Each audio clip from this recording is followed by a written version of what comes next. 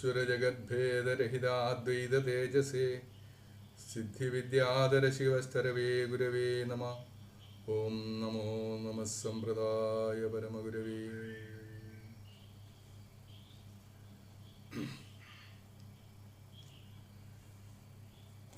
സ്നേഹമുള്ളവരെ, നമ്മൾ വേദാന്ത സൂത്ര പദ പരിചയം ആണ് ഇന്ന് ചെയ്യുന്നത്, ഇന്ന് പഠിക്കുന്നത്.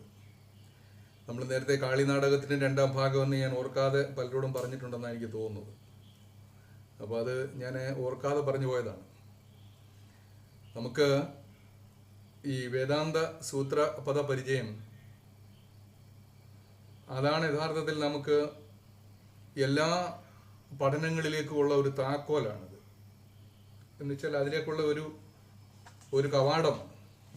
നിങ്ങൾ ഗുരുക്കന്മാരെ പഠിക്കുമ്പോഴും ബ്രഹ്മവിദ്യ പഠിക്കുമ്പോഴും വേദാന്തം പഠിക്കുമ്പോഴും നമ്മുടെ പരമ്പരാഗത ശാസ്ത്രങ്ങൾ ഏത് പഠിച്ചാലും അതിലേക്ക് നിങ്ങൾക്ക് വളരെ അനായാസം കടന്നു ചെല്ലാൻ സഹായിക്കുന്ന സൂത്ര പദങ്ങളാണ് നമ്മളിവിടെ പഠിച്ചുകൊണ്ടിരിക്കുന്നത്. അപ്പോൾ അത് എല്ലാ വിദ്യകളിലേക്കും ബ്രഹ്മവിദ്യയിലേക്കും നിങ്ങൾക്ക് കടന്നു ചെല്ലാൻ ഒരു വഴിയും വഴികാട്ടിയും ഒക്കെ ആയിട്ട് ആണ് ഇത് ഭവിക്കുക. അതുകൊണ്ട് തന്നെ നമ്മൾ ഇപ്പോഴേ 3 മാസം 3 ക്ലാസ് നമ്മൾ വേദാന്ത സൂത്ര പദപരിചയത്തിനായി മാറ്റിവെച്ചിട്ടുണ്ട്. ഇനി അതുകൂടാതെ ഇനിയും നമ്മൾ മാസത്തിലൊരു ദിവസം വേദാന്ത സൂത്ര പദപരിചയത്തിന് വേണ്ടി മാറ്റിവെക്കുകയാണ്. അപ്പോൾ ഇത് നമ്മൾ ആവർത്തിച്ച് കേൾക്കുകയും നിരന്തരം കേൾക്കുകയും ചെയ്തെങ്കിൽ മാത്രമേ നമുക്ക് ഇതിൻ്റെ അന്തരാർത്ഥം പിടികിട്ടുകയുള്ളൂ. ഇപ്പം എനിക്ക് തന്നെ, ഞാൻ എൻ്റെ അനുഭവം തന്നെ പറയാം. ഞാൻ ഏതാണ്ട് ഒരു 10-20 വയസ്സായത് മുതൽ തന്നെ ഈ വക ഗ്രന്ഥങ്ങൾ പരിചയപ്പെടുകയും വായിക്കുകയും പഠിക്കുകയും അതോടൊപ്പം ഇതൊക്കെ കുറിപ്പെടുക്കുകയും അങ്ങനെ അന്നൊക്കെ നമ്മൾ ഒരു ലക്ഷ്യമില്ലാതെയാണ് ഇതൊക്കെ ചെയ്തുകൊണ്ടിരുന്നത്. നമ്മൾ എന്ത് വായിച്ചാലും ഒരു കുറിപ്പെടുക്കുക, എഴുതിയെടുക്കുക, അത് വല്ലപ്പോഴുമൊക്കെ ഒന്ന് എടുത്ത് വെച്ച് വായിച്ചു നോക്കുക എന്നൊക്കെ ഉള്ളത് നമ്മുടെ സ്വഭാവത്തിൻ്റെ ഒരു ശീലമായി മാറിയത് കൊണ്ട് യാതൊരു ലക്ഷ്യവുമില്ലാതെ ചെയ്തു പോയതാണ്. പക്ഷെ അങ്ങനെയൊക്കെ എഴുതി വെച്ചിരുന്ന കുറിപ്പടികൾ ഇപ്പോൾ എൻ്റെ കയ്യിൽ ഏതാണ്ട് 1991-92 മുതലുള്ള കുറിപ്പുകൾ എഴുതിയ ഡയറികളും ബുക്കുകളും എൻ്റെ കയ്യിൽ വെച്ചുണ്ട്. അപ്പം ഞാനിത് അന്ന് എഴുതിയത് എന്തിനു വേണ്ടി എഴുതിയെന്ന് ചോദിച്ചാൽ എനിക്ക് തന്നെ അറിയില്ല. പക്ഷേ ഇപ്പോഴതെല്ലാം പ്രയോജനപ്പെടുന്നു. അപ്പോൾ അതുകൊണ്ട് നിങ്ങൾ ഓരോരുത്തരും ഇത് എഴുതുമ്പോൾ, ഇത് സൂക്ഷിച്ച് വെക്കുമ്പോൾ ഇതിൻ്റെ പ്രയോജനം എപ്പോഴാണ് വരിക എന്ന് നമുക്ക് പറയാൻ പറ്റില്ല. അതുകൊണ്ട് കൃത്യമായിട്ടും നമ്മളിവിടെ പറയുന്ന കാര്യങ്ങൾ നോട്ട് ചെയ്ത് എടുക്കുക തന്നെ ചെയ്യണം. ആ കാര്യത്തിൽ ഒരു വീഴ്ച ഉണ്ടാകാൻ പാടില്ല. ചിലപ്പോൾ നമ്മൾ കാളിനാടകം പോലെയുള്ള കൃതികൾ പഠിപ്പിക്കുമ്പോൾ ചിലപ്പോൾ അതിനകത്ത് എഴുതി തരാനുള്ള ഒരു സമയം, എഴുതിയെടുക്കാനുള്ള സമയം കിട്ടാതെ പോകുമായിരിക്കാം. പക്ഷേ ഇവിടെ അതല്ല. കൃത്യമായിട്ടും പറയുന്ന കാര്യങ്ങൾ നിങ്ങൾ എഴുതിയെടുക്കുക തന്നെ ചെയ്യണം. അപ്പോൾ മാത്രമേ അത് നമുക്ക് പിന്നീടൊന്ന് റെഫർ ചെയ്യാനും കഴിയുകയുള്ളൂ. നിങ്ങളെല്ലാവരും അങ്ങനെ ചെയ്യുന്നവരാണെന്ന് എനിക്കറിയാം. എന്നാലും ഒന്നുകൂടി ഞാൻ അങ്ങ് ഓർമ്മിപ്പിച്ചതാണ്. അപ്പോൾ നമ്മൾ ഒട്ടേറെ പദങ്ങൾ പഠിച്ചിട്ടുണ്ട്. അതോടൊപ്പം ഇനിയും നമ്മൾ ഒരു കുറിപ്പ് നിങ്ങൾ എഴുതിയെടുക്കുക. ആരാണ് ഒരു ഗുരു അല്ലെങ്കിൽ ഗുരുവരൻ? ആരാണ്?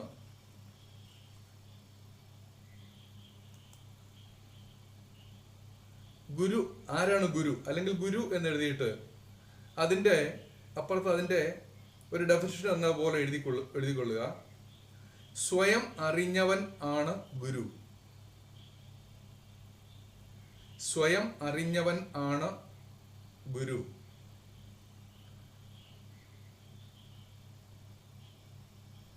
ആത്മജ്ഞാനം നേടിയവനാണ് ഗുരു. ആത്മജ്ഞാനം, അതിനെ നമ്മൾ മലയാളത്തിലേക്ക് പറഞ്ഞാൽ ഇങ്ങനെ പറയാൻ പറ്റും: സ്വയം അറിഞ്ഞവൻ, ഞാൻ ആരാണ് എന്ന് അറിഞ്ഞവനാണ് ഗുരു. നമുക്കറിയാം, ഒരു ആത്മീയ അന്വേഷകൻ ഈ പ്രപഞ്ച സത്യത്തെ തേടി പുറപ്പെടുമ്പോൾ അവൻ്റെ യാത്രകളെല്ലാം വൃഥാവിലാകുകയും അവസാനം ഏകാന്തനായി സ്വയം കണ്ണുമടച്ച് ഒരു ഗുഹയിലോ അല്ലെങ്കിൽ ഒരു വൃക്ഷത്തിൻ്റെ തണലിലോ ഏകാന്തതയിലോ പോയിരുന്ന് തൻ്റെ കണ്ണുകളെ അഞ്ചും ഉള്ളടക്കിക്കൊണ്ട് ഈ പ്രപഞ്ച സത്യത്തെ നമ്മുടെ ഉള്ളിൽ തന്നെ സാക്ഷാത്കരിക്കുന്നവനാണ് ഗുരു എന്ന് പറഞ്ഞാൽ സ്വയം അറിഞ്ഞവൻ. അയം ആത്മാ ബ്രഹ്മ, എൻ്റെ ആത്മാവ് തന്നെയാകുന്നു ഈ ബ്രഹ്മമായി ഭവിച്ചിരിക്കുന്നത് എന്ന് ആര് പറയും? ഒരു ഗുരു പറയും. അയം ആത്മാ ബ്രഹ്മ.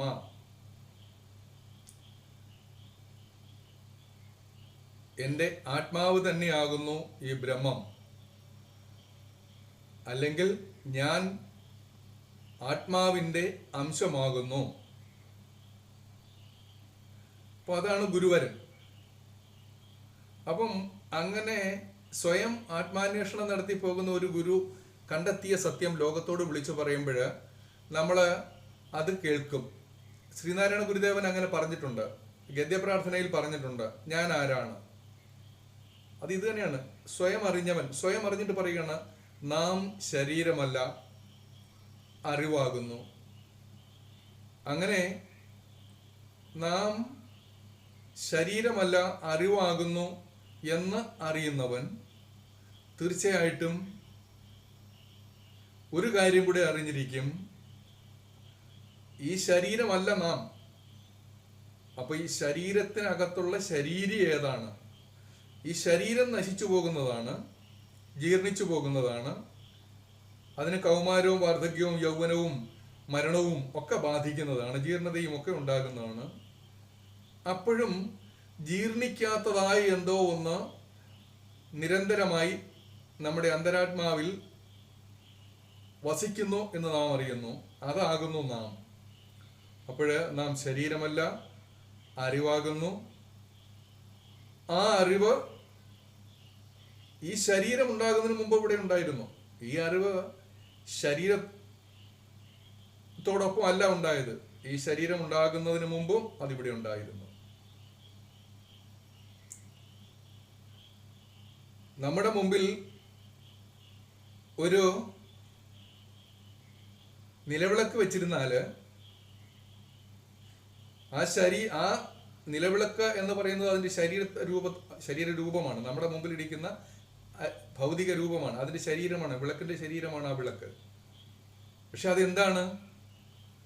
അത് നിലവിളക്കല്ല, അതെന്താണ്? ഓടാണ്.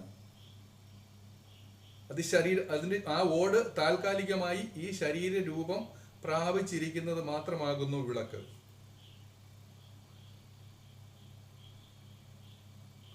അപ്പോഴേ നാം എന്ത് മനസ്സിലാക്കണം?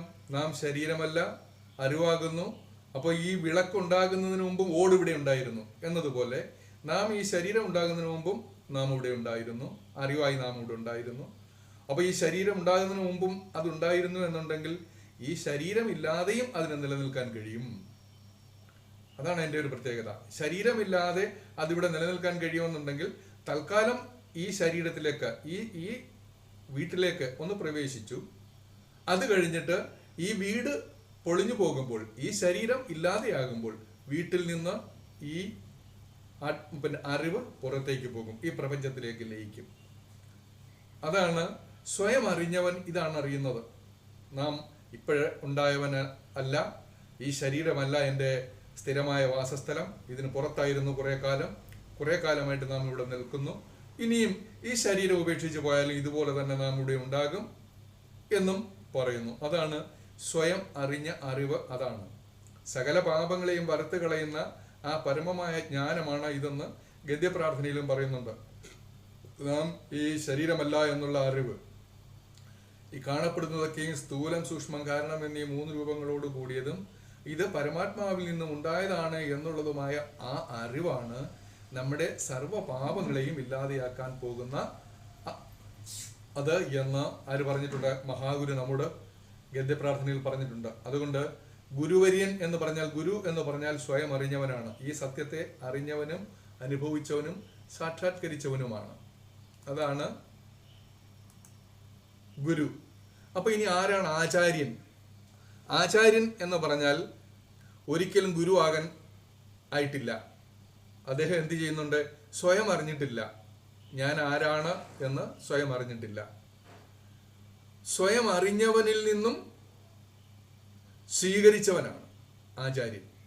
ഒരു ഗുരു, ഉണർന്ന ഒരു ഗുരു, സ്വയം അറിഞ്ഞ ഒരു ഗുരു ഉണ്ടായിരിക്കും. ആ ഗുരുവിൽ നിന്നും അറിഞ്ഞവനാണ് ആചാര്യൻ. അപ്പോൾ നമുക്ക് ഇവിടെ സ്വയം അറിഞ്ഞ ശ്രീനാരായണ ഗുരു പരമഹംസ ദേവൻ ഉണ്ടെങ്കിൽ ഗുരു ഗുരുവായി വിളങ്ങുകയും ഗുരുവിന്റെ ശിഷ്യഗണങ്ങൾ എവിടെ വരും? ആചാര്യ പരമ്പരയായിട്ട് കടന്നു വരും. ആചാര്യന്മാരായിട്ട് ആചരിക്കുന്നവരാണത്. ഗുരു കണ്ടെത്തിയ സത്യവും ഗുരു കണ്ടെത്തി തന്ന ഉപദേശങ്ങളെയും ആചരിക്കുന്നവരാണ് ആചാര്യൻ. അപ്പൊ അതാണ് ആചാര്യൻ എന്ന് പറഞ്ഞാൽ സ്വയം അറിഞ്ഞവനിൽ നിന്നും സ്വീകരിച്ചവനെയാണ് നാം ആചാര്യൻ എന്ന് പറയുക. ഇവിടെ ഞാനിത് പറഞ്ഞ എന്തിനാണെന്ന് ചോദിച്ചാല്, നമ്മൾ മനസ്സിലാക്കേണ്ടത്, നാം പലരെയും ഗുരുവായി ചിത്രീകരിക്കുകയും കാണുകയും ഒക്കെ ചെയ്യും. അങ്ങനത്തെ കുഴപ്പമുണ്ട്. നമ്മൾ പലരെയും അങ്ങനെ അറിയാതെ ഗുരുവായി സ്വീകരിക്കും. ഗുരു എന്ന് പറയുന്ന വാക്കിന്റെ ആ ആഴവും ഗൗരവവും മഹിമയും നിങ്ങൾ അറിഞ്ഞാൽ തീർച്ചയായിട്ടും കാണുന്നവരെ എല്ലാം ഗുരു എന്ന് വിളിക്കൂല. യഥാർത്ഥത്തിൽ നൃത്തം പഠിപ്പിക്കുകയും കരാട്ടെ പഠിപ്പിക്കുകയും ഒക്കെ ചെയ്യുന്നവരെ ഗുരു എന്ന് പറയാൻ പാടില്ല. ഗുരു എന്ന് പറയുന്ന വാക്ക് ഭാഷയിലെ ഏറ്റവും ശ്രേഷ്ഠമായ വാക്കാണ് ഗുരു എന്ന വാക്കെന്ന് നാം ഓർത്തുകൊള്ളുക. അത് യഥാർത്ഥത്തിൽ സ്വയം അറിഞ്ഞവന് വേണ്ടി മാത്രം മാറ്റി വെച്ചിരിക്കുന്ന ഒരു പേരാണ് ഗുരു എന്ന പേര്. അതിൽ നിന്നും, ആ ഗുരുവിൽ നിന്നും അറിഞ്ഞവനാണ് ആചാര്യൻ. അത് നമ്മൾ കൃത്യമായി മനസ്സിലാക്കിയിരിക്കുക. അപ്പോഴാണ് നമുക്ക് ആ മഹാഗുരുവിന്റെ വലിപ്പം നമുക്ക് അറിയാൻ കഴിയുക. അതുപോലെ ആചാര്യന് വേറെ ചില ഗുണങ്ങളൂടെ ഉണ്ടായിരിക്കണം. ആചാര്യൻ എന്ന് പറയുന്നത് വാക്കും പ്രവൃത്തിയും ഐക്യപ്പെട്ടവൻ മാത്രമേ ആചാര്യനാവുകയുള്ളൂ. വാക്കും പ്രവൃത്തിയും ഐക്യപ്പെട്ടവൻ മാത്രമാണ് ആചാര്യൻ. ഇത് പറയുന്നത് ഒരിക്കലും നമുക്ക് തെറ്റുപറ്റാതിരിക്കാനാണ്. ഒരുവൻ നമ്മുടെ മുമ്പിൽ വന്ന് നിൽക്കുകയും ആചാര്യനായി ഭാവിക്കുകയും അവന്റെ വാക്കും പ്രവൃത്തിയും തമ്മിൽ ഒരിക്കലും പൊരുത്തപ്പെടാതിരിക്കുകയും ചെയ്തു കഴിഞ്ഞാൽ തെറ്റുപറ്റരുത്. അങ്ങനെയുള്ളവരെ നിങ്ങൾ ആചാര്യന്മാരായി സ്വീകരിക്കാനും പാടില്ല. വാക്കും പ്രവൃത്തിയും തമ്മിൽ കൃത്യമായ ഐക്യമുണ്ടായിരിക്കണം. അത് പൊരുത്തപ്പെട്ടു പോകണം. അങ്ങനെയുള്ളവരെ മാത്രമേ നമ്മൾ ആചാര്യൻ എന്ന് പറയാൻ പറ്റുകയുള്ളൂ. ഇനിയും നമുക്ക് മനുഷ്യൻ എത്ര വിധമുണ്ട് എന്ന് നമ്മളൊന്ന് എഴുതി വച്ചിരിക്കുക. മനുഷ്യർ എത്ര വിധമുണ്ട് അതൊന്ന് നമ്മൾ രേഖപ്പെടുത്തി വെക്കണം. ഭാരതത്തിന്റെ മുനിമാർ പറഞ്ഞിരിക്കുന്നത് 4 വിധത്തിലുള്ള മനുഷ്യരാണുള്ളത്. 4ആയി തരംതിരിക്കാം മനുഷ്യവർഗത്തെ മൊത്തത്തിൽ. അത് ഭാരതത്തിലായാലും ലോകത്തെവിടെയാണെങ്കിലും ഈ ഒരു 4 വിഭാഗത്തിൽപ്പെടുന്ന ആൾക്കാർ മാത്രമേ ലോകത്തുള്ളൂ. അതിലൊന്ന് ആരാണെന്ന് ചോദിച്ചു കഴിഞ്ഞാൽ ഈശ്വരവിശ്വാസി. ലോകത്ത് എവിടെ ചെന്നാലും നമുക്ക് എല്ലായിടത്തും കാണാൻ കഴിയുന്ന ഒരു വിഭാഗം ആൾക്കാരാണ് ഈശ്വരവിശ്വാസികൾ. അത് ആഫ്രിക്കയിലായാലും ഇരുണ്ട ഭൂഖണ്ഡങ്ങളിലായാലും തെളിഞ്ഞ ഭൂഖണ്ഡങ്ങളിലായാലും എവിടെ ചെന്നാലും മനുഷ്യർ ഈശ്വരവിശ്വാസികളാണ് മഹാഭൂരിപക്ഷം പേരും. അപ്പൊ ഈശ്വരവിശ്വാസികളാണ് ഒന്ന്. രണ്ടാമത്, എവിടെയും ഒരു പ്രതിപക്ഷം കാണും എന്നതുപോലെ ഈ ഈശ്വരവിശ്വാസി എത്രമാത്രമുണ്ടോ അവരുടെ ഇടയിൽ അപൂർവമായിട്ട് ആര് കാണും? നിരീശ്വരവാദികളും കാണും. രണ്ടാമത്തെ വിഭാഗം നിരീശ്വരവാദികൾ. ഉണ്ട് എന്ന് പറയുമ്പോൾ ഇല്ല എന്ന് പറയാൻ ഒരു വിഭാഗം ആൾക്കാർ അവിടെ എപ്പോഴും കാണും. അങ്ങനെ രണ്ടാമത്തെ വിഭാഗം നിരീശ്വരവാദികളാണ്. മൂന്നാമത്തെ വിഭാഗം സന്ദേഹികളാണ്. സന്ദേഹികൾ. അവർക്ക് സംശയമാണ്, ദൈവമുണ്ടോ ഇല്ലയോ, സംശയമാണ്. ഉണ്ടെങ്കിൽ കാണിച്ചാൽ ഇത് തന്നെയാണോ എന്നും ചോദിക്കും. ദൈവം ഉണ്ടോ എന്ന് ചോദിച്ചു കഴിഞ്ഞാൽ ഇല്ല ഉണ്ടെന്ന് പറയില്ല. ഇല്ലയോ എന്ന് ചോദിച്ചാൽ ഇല്ല എന്നും പറയില്ല. ഒരുപക്ഷെ അവരെ ദൈവത്തെ കാണിച്ചു കൊടുത്താൽ അവർ ഇത് ദൈവമാണോ എന്ന് ചോദിക്കുകയും ചെയ്യും. അപ്പൊ അവരെ മുന്നോട്ട് നയിക്കുന്നത് സംശയമാണ്. പൂർണ്ണമായും സംശയത്തിൽപ്പെട്ടിരിക്കുന്നവരാണ് അവർ. പക്ഷേ ഈ മൂന്നാമത്തെ വിഭാഗം ആൾക്കാരെ ആണ് നമ്മൾ ഏറ്റവും കൂടുതൽ വിശ്വസിക്കേണ്ടത്. കാര്യം എന്താണെന്ന് ചോദിച്ചാൽ, സംശയമുള്ളവർ എന്ത് ചെയ്യും? അതിന്റെ നിജസ്ഥിതി അന്വേഷിക്കും. സംശയമുള്ളവർ അതിന്റെ നിജസ്ഥിതി അന്വേഷിക്കും. സംശയമില്ലാത്തവർ അന്ധമായിട്ട് വിശ്വസിക്കും. അപ്പം ഈശ്വര വിശ്വാസികൾ എന്ന് പറഞ്ഞു കഴിഞ്ഞാൽ ആദ്യത്തെ വിഭാഗങ്ങൾ അന്ധമായി വിശ്വസിച്ചിരിക്കുന്നവരാണ്. അവർക്കൊരു തെളിവും വേണ്ട, ഒരു യുക്തിയുമില്ല, യാതൊന്നുമില്ല. എല്ലാവരും പറയുന്നു ഈശ്വരനുണ്ട് എന്ന്, നമുക്ക് പിന്നെ എന്തിനാ വിശ്വസിക്കാതിരിക്കുന്ന, എല്ലാ ഈശ്വരനുണ്ട് എന്നുള്ള രീതിയിൽ അവർ ഈശ്വരനിൽ വിശ്വസിക്കുന്നു. അത് അന്ധവിശ്വാസികളാണ്. ഇനി നിരീശ്വരവാദികളോ എതിർക്കുന്നു. അവരുടെ സ്വഭാവം എന്താണ്? എന്തിനേയും എതിർക്കുക എന്നുള്ളതാണ്. യാതൊരു യുക്തിചിന്തകളും ഇല്ലാതെ തന്നെ എതിർക്കുക. അതിന്റെ കാരണം അന്വേഷിക്കേണ്ട ഒരു ചുമതല അവർക്കില്ല. അപ്പോൾ ആദ്യത്തെ രണ്ടുപേരും യഥാർത്ഥത്തിൽ മാനവരാശിക്ക് ഗുണം ചെയ്യുന്നവരല്ല. അവര് മനുഷ്യന്റെ എല്ലാ ദുർബലതകളെയും, ഉണ്ടെന്ന് പറയുന്നവരുടെയും ഇല്ല എന്ന് പറയുന്നവരുടെയും ദുർബലതകളെ ചോദ്യം ചെയ്തുകൊണ്ട് മുന്നോട്ട് പോകുന്നവരാണ്. അവരെ അന്ധവിശ്വാസികൾ എന്ന് നമുക്ക് പറയണം. ഇനി മൂന്നാമത്തെ സന്ദേഹികൾ. അവരാണ് യഥാർത്ഥത്തിൽ നമുക്ക് വിശ്വസിക്കാൻ കൊള്ളാവുന്നവർ. സംശയമുള്ളവർ എന്ത് ചെയ്യും? അന്വേഷിക്കും, അത് കണ്ടുപിടിക്കാൻ വേണ്ടി പോകും. കണ്ടുപിടിക്കാൻ വേണ്ടി പോകുന്നവർ ദൈവത്തെക്കുറിച്ചാണേലും എന്തിനെക്കുറിച്ചാണേലും അവരെ അന്വേഷണം നടത്തും, നിരീക്ഷണം നടത്തും, പരീക്ഷണം നടത്തും. ആ പരീക്ഷണത്തിലൂടെ അവര് എവിടെയെങ്കിലും എത്താതിരിക്കില്ല. അങ്ങനെ അനേക കോടി ജനങ്ങൾ അന്വേഷണത്തിനായി ഇറങ്ങിത്തിരിക്കുമ്പോൾ അതിൽ ഒന്നോ രണ്ടോ പേർ ചിലപ്പോൾ ഈ അന്വേഷണത്തിൽ വിജയിച്ചു എന്ന് വരാം. അവരാണ് സാക്ഷാത്കാരം നേടിയവർ, അവരാണ് നിർവ്വാണത്തിലെത്തിയവർ, അവരാണ് ബോധോദയം നേടിയവർ, അവരാണ് ഗുരുക്കന്മാർ, അവരാണ് സ്വയം അറിഞ്ഞവർ. അപ്പൊ ഇതൊക്കെ നമ്മൾ അറിഞ്ഞിരിക്കണം. ആത്മവിദ്യയും ബ്രഹ്മവിദ്യയും പഠിക്കുമ്പോൾ ഇതാരാണിത് പഠിക്കുക, ആരിൽ നിന്നാണ് പഠിക്കുക, എങ്ങനെയാണ് പഠിക്കുക, ഇതിന്റെ പിന്നിലെ ഒരു ശാസ്ത്രം, കൃത്യമായ ശാസ്ത്രമുണ്ട്. നിങ്ങൾ മനസ്സിലാക്കുക. ഈ വക വിഷയങ്ങൾ പഠിക്കുകയും മനനം ചെയ്യുകയും റിസർച്ച് ചെയ്യുകയും അതിന് ഈ മനുഷ്യന്റെ പൊതു സ്വഭാവത്തെ 4ആയി തരംതിരിക്കുകയും ആ 4 തരം ആൾക്കാരെയും കൃത്യമായി പഠിക്കുകയും അവരുടെ സവിശേഷതകൾ നമ്മുടെ ശ്രദ്ധയിൽ കൊണ്ടുവരികയും ചെയ്തതിന് ശേഷമാണ് അവർ പറയുന്നത് സന്ദേഹികളാണ് നമുക്ക് ഉപകാരം ചെയ്യുന്നവർ, അവരാണ് മാനവരാശിക്ക് ഗുണം ചെയ്യുന്നവർ.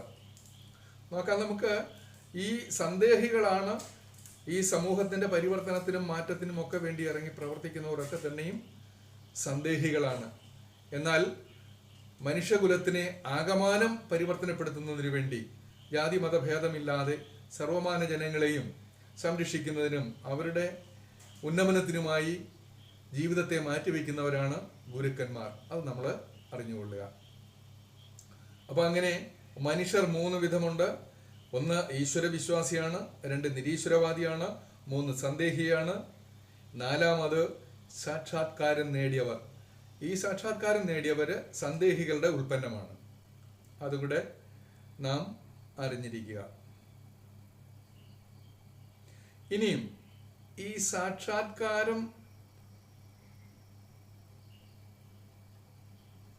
തേടുന്നത് എന്ന് വെച്ചാൽ ഈ ആത്മീയ അന്വേഷണം നടത്തുന്നതിന് 3 കാരണങ്ങളുണ്ട്.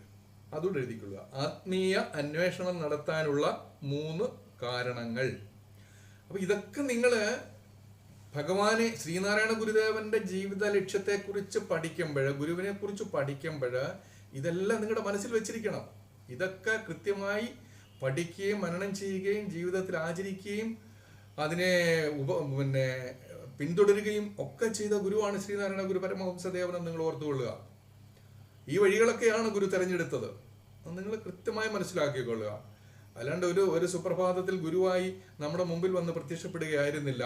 അതിന്റെ പിന്നിൽ അനവധി ത്യാഗനിർഭരമായ ജീവിതത്തിന്റെ പഠനങ്ങളും യാത്രകളും ആത്മീയ അന്വേഷണങ്ങളും തപസ്സും പലായനങ്ങളും അവധൂത വൃത്തികളും ഒക്കെ ഉണ്ടായിരുന്നുവെന്ന് നിങ്ങൾ ഓർത്തുകൊള്ളുക. അപ്പം ആത്മീയ അന്വേഷണം നടത്താൻ 3 കാരണങ്ങളുണ്ട്. എന്തൊക്കെയാണ്?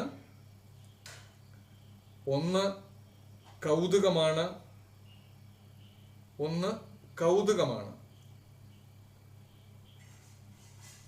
2 അത് താഴെ എഴുതുക. ഒരല്പം വിശദീകരണം എഴുതാനുള്ള സ്പേസ് ഒക്കെ ഇട്ടുകൊള്ളുക. 2 ജിജ്ഞാസയാണ്. 3 മുമുക്ഷുത്വമാണ്. 1, 2, 3 താഴെ എഴുതുക. താഴെ മേളിലായിട്ട് എഴുതുക. ശബ്ദം പോയല്ലോ, കേൾക്കണില്ലല്ലോ. എന്റെയോ?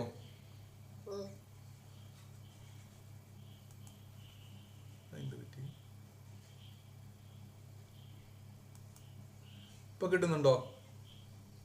അങ്ങനെ ചെറുതായിട്ടുണ്ട്. ഏ കേൾക്കുന്നുണ്ടല്ലേ?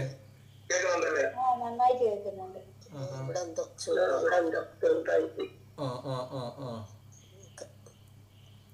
അല്ല ഇവിടുത്തെ കുഴപ്പമല്ലേ ചേച്ചി എന്നാല്. ഓക്കെ. ആ അപ്പോഴ് അത് നമ്മൾ അപ്പൊ സാക്ഷാത്കാരം ആത്മീയ അന്വേഷണം നടത്താനുള്ള 3 കാരണങ്ങൾ. ഒന്ന് കൗതുകമാണ്. അത് നിങ്ങൾ മനസ്സിലാക്കേണ്ടത് ഒരു കൗതുകം, ഒരു ആശ്ചര്യം. സ്വാമിയാണ്, സന്യാസിയാണ്, കാവ്യ എടുത്ത് നടക്കുന്നു, അല്ലെങ്കിൽ വലിയ പിന്നെ ആശയങ്ങളൊക്കെ പങ്കുവയ്ക്കുന്നു. അപ്പോൾ ഇതൊക്കെ കാണുമ്പോഴേ നമുക്കും ഇങ്ങനെ ഒന്നായാലോ എന്നുള്ളൊരു കൗതുകം പലർക്കും തോന്നാറുണ്ട്. ആ കൗതുകത്തിൻ്റെ പുറത്ത് പലരും ഈശ്വരനെ തേടും, സാക്ഷാത്കാരത്തിനായി പോകും. ഒരു കൗതുകമാണ്, ഒരു ആകാംക്ഷയാണ്. ഇത് ഒരു രസം പോലെ തോന്നും. ഇത് കൊള്ളാം, ആൾക്കാരുടെ അംഗീകാരമൊക്കെ കിട്ടും, ആൾക്കാർ മുമ്പിൽ വന്നിരിക്കും, കൈയടിക്കും, നമ്മളെ പ്രശംസിക്കും. അപ്പോൾ അതിൻ്റെയൊക്കെയുള്ള ഒരു കൗതുകം കൊണ്ട് പലരും ആത്മീയ അന്വേഷണത്തിന് ഇറങ്ങി പുറപ്പെടും. അവരൊക്കെ തന്നെ വലിയ കാലതാമസമില്ലാതെ ആ വസ്ത്രമൊക്കെ ഊരി വെച്ചിട്ട് തിരികെ വീട്ടിൽ വന്ന് ഭാര്യയും മക്കളും കുഞ്ഞുങ്ങളും ഒക്കെ ആയിട്ട് ജീവിക്കുന്നതും നമുക്ക് കാണാൻ കഴിയും.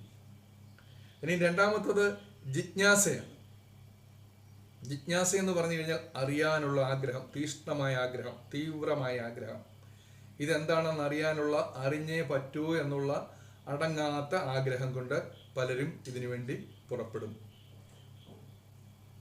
അങ്ങനെ ഇറങ്ങുന്നവരുണ്ട്. അതാണ് ജിജ്ഞാസ. ജിജ്ഞാസ അതാണ്. അപ്പം ഈ ജിജ്ഞാസ ആ മനുഷ്യനെ എന്ത് ചെയ്യും? അവൻ ഇരിക്കുന്ന കസേരയിൽ, ഇരിക്കുന്ന പീഠത്തിൽ അവനെ ഇരിക്കാൻ അനുവദിക്കില്ല. ഈ ആഗ്രഹം അവനിൽ തീവ്രമായി കഴിയുമ്പോൾ അവൻ്റെ ഇരിക്കുന്ന പീഠവും അവൻ്റെ ആരൂഢവും അവൻ്റെ ഗ്രാമവും അവൻ്റെ ദേശവും ഒക്കെ ഉപേക്ഷിച്ചിട്ട് അവൻ ഈ സത്യത്തെ അറിയുന്നതിന് വേണ്ടി പുറപ്പെടും. അതാണ് ജിജ്ഞാസ. അവന് ഇരിക്കുന്ന ആ പീഠവും ആരൂഢവും അവൻ്റെ ഗ്രാമവും അവൻ്റെ ദേശവും അവൻ്റെ ബന്ധുക്കളും ഒക്കെ തന്നെ അവൻ്റെ ഈ ആഗ്രഹത്തെ ഫലവത്താക്കാൻ സഹായിക്കില്ല എന്ന തിരിച്ചറിവ് വരുമ്പോൾ ഇതിനെയെല്ലാം ഉപേക്ഷിക്കും. ജിജ്ഞാസു ഉപേക്ഷിച്ചുകൊണ്ട് ഈ സത്യത്തെ അറിയുന്നതിന് വേണ്ടി പുറപ്പെടും.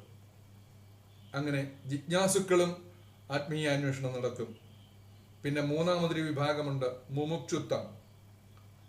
മുമുക്ഷത്വം എന്താണ്? മുമുക്ഷുത്വം അവർക്ക് മോക്ഷം കിട്ടണം എന്നുള്ള ചിന്ത.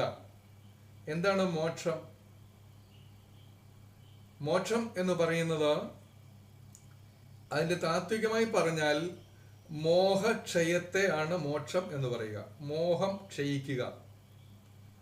ഒരുവന്റെ എല്ലാ ആഗ്രഹങ്ങളും നശിച്ചു കഴിയുമ്പോൾ അവനുണ്ടാകുന്ന ആ ഒരു ആശ്വാസം, ഒരു നിർവൃതി, ഒരു ആനന്ദം, ഒരു പരമാനന്ദം,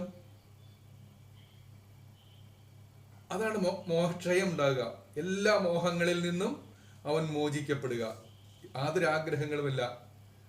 പണത്തോടും പെണ്ണിനോടും മണ്ണിനോടും ഭൗതിക സുഖങ്ങളോടും ഒന്നിനോടും ആഗ്രഹമില്ല.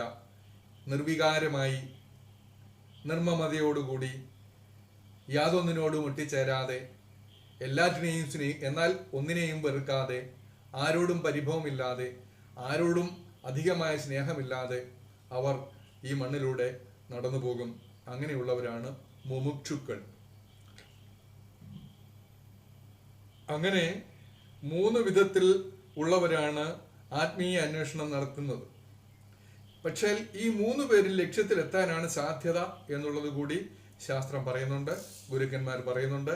ഇവർ 3 പേരും പുറപ്പെട്ടു കഴിഞ്ഞാൽ അവർ അതിൻ്റെ ലക്ഷ്യസ്ഥാനത്ത് എത്തി മാത്രമേ തിരികെ പോരുകയുള്ളൂ എന്നുകൂടി നമ്മൾ മനസ്സിലാക്കുക. അതാണ് സാക്ഷാത്കാരം നേടിയവർ. അപ്പോൾ ഇത് ഞാൻ പറയുമ്പോഴേ ഇത് ഈ കേൾക്കുന്നതൊക്കെ തന്നെ നിങ്ങൾ എന്ത് ചെയ്യണം?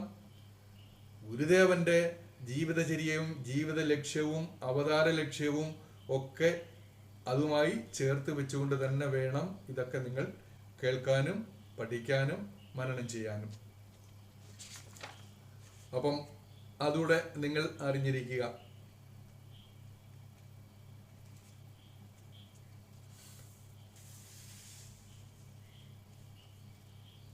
ഇനി എന്താണ് സന്യാസം എന്നുകൂടി നമ്മൾ എഴുതി വെക്കണം. നിങ്ങൾ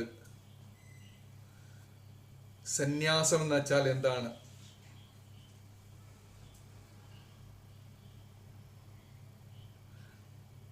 ഭൗതിക ബന്ധങ്ങളിൽ നിന്നുള്ള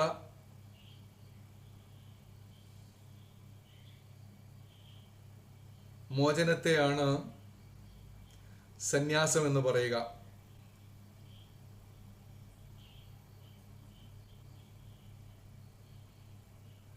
എന്നാൽ ലോകത്തിൽ നിന്നും രക്ഷപ്പെടലല്ല സന്യാസം. എന്നാൽ ലോകത്തിൽ നിന്നും രക്ഷപ്പെടലല്ല സന്യാസം. ലോകാതീതമായി വർത്തിക്കുക എന്നതാണ് സന്യാസം. ലോകാതീതമായി വർത്തിക്കുക എന്നതാണ് സന്യാസം. അപ്പൊ സന്യാസത്തെക്കുറിച്ച് നിങ്ങൾ ഇത്രയും എഴുതി വയ്ക്കണം. ലോകത്തിൽ നിന്നും രക്ഷപ്പെടലല്ല സന്യാസം, ലോകാതീതമായി വർത്തിക്കുക എന്നതാണ് സന്യാസം. അപ്പോഴേ ഇവിടെയും നിങ്ങൾ ഭഗവാന്റെ ആ കർമ്മകാന്ഡം, ജീവിതകാന്ഡത്തിലേക്ക് നിങ്ങൾ ശ്രദ്ധ തിരിക്കണം.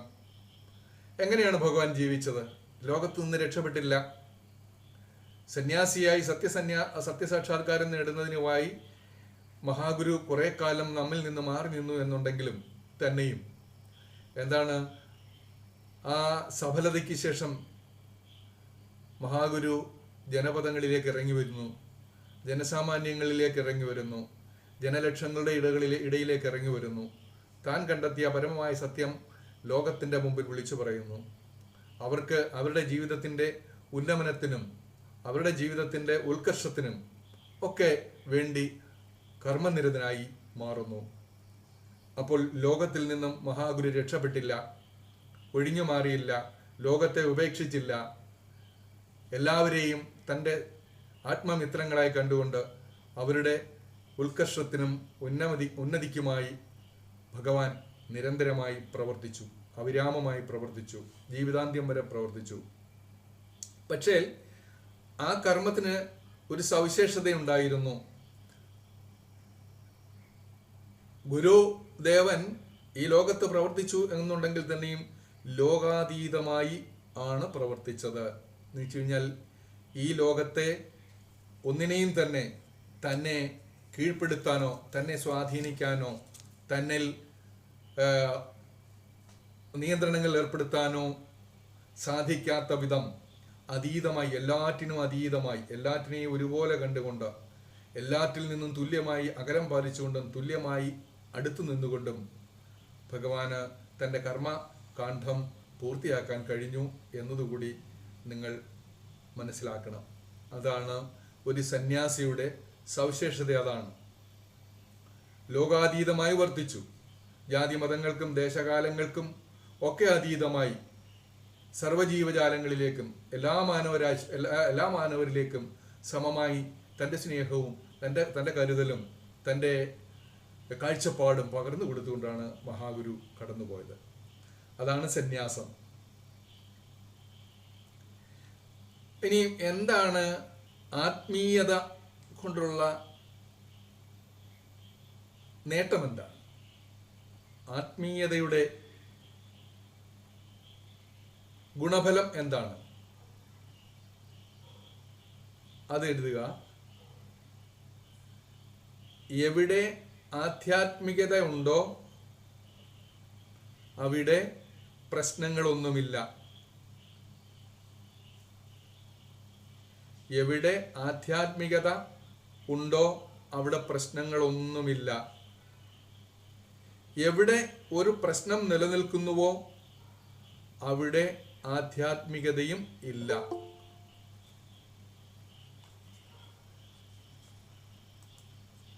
എവിടെ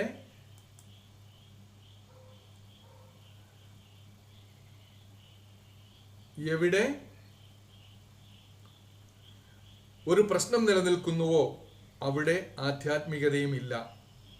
വളരെ കൃത്യമായി നിങ്ങൾ മനസ്സിലാക്കണം. നമ്മൾ പലരും ചിന്തിക്കാറുണ്ട്, എന്താണ് ഈ ആധ്യാത്മികത കൊണ്ട് ഇവിടെ പ്രയോജനം? ഇവിടെ ആധ്യാത്മികത എന്ന് പറയുമ്പോൾ ക്ഷേത്രവും ക്ഷേത്രദർശനവും കുറിതൊടലും മാലയിടലും പ്രദക്ഷിണം വയ്ക്കലും അല്ല ഇവിടെ ഉദ്ദേശിക്കുന്ന ആധ്യാത്മികത. നമ്മൾ പഠിച്ച കഴിഞ്ഞ പാഠങ്ങളിൽ പഠിച്ച ആ സവിശേഷമായ ജീവിതചര്യ, ദർശനം, കാഴ്ചപ്പാടുകൾ, അനുഷ്ഠാനം, ആചാരങ്ങൾ, ഇതൊക്കെ കൃത്യമായി നിലനിർത്തിക്കൊണ്ട് പോകുന്നവരിൽ എന്തുണ്ടാകില്ല? അവിടെ യാതൊരു പ്രശ്നങ്ങളും ഉണ്ടാകില്ല. എവിടെ പ്രശ്നങ്ങളുണ്ടോ, നമ്മുടെ ജീവിതത്തിലായാലും, നമ്മൾ ജോലി ചെയ്യുന്നിടത്തായിരിക്കലും, നമ്മുടെ സ്ഥലത്തായാലും, നമ്മുടെ ദേശത്തിലായാലും, നമ്മുടെ ഗ്രാമത്തിലായാലും, നമ്മുടെ ഭവനത്തിലാണെങ്കിലും എവിടെയൊക്കെ പ്രശ്നങ്ങളുണ്ടോ അവിടെ ആധ്യാത്മികതയില്ല എന്ന് ഉറപ്പിച്ച് നിങ്ങൾ വിശ്വസിച്ചു കൊള്ളുക.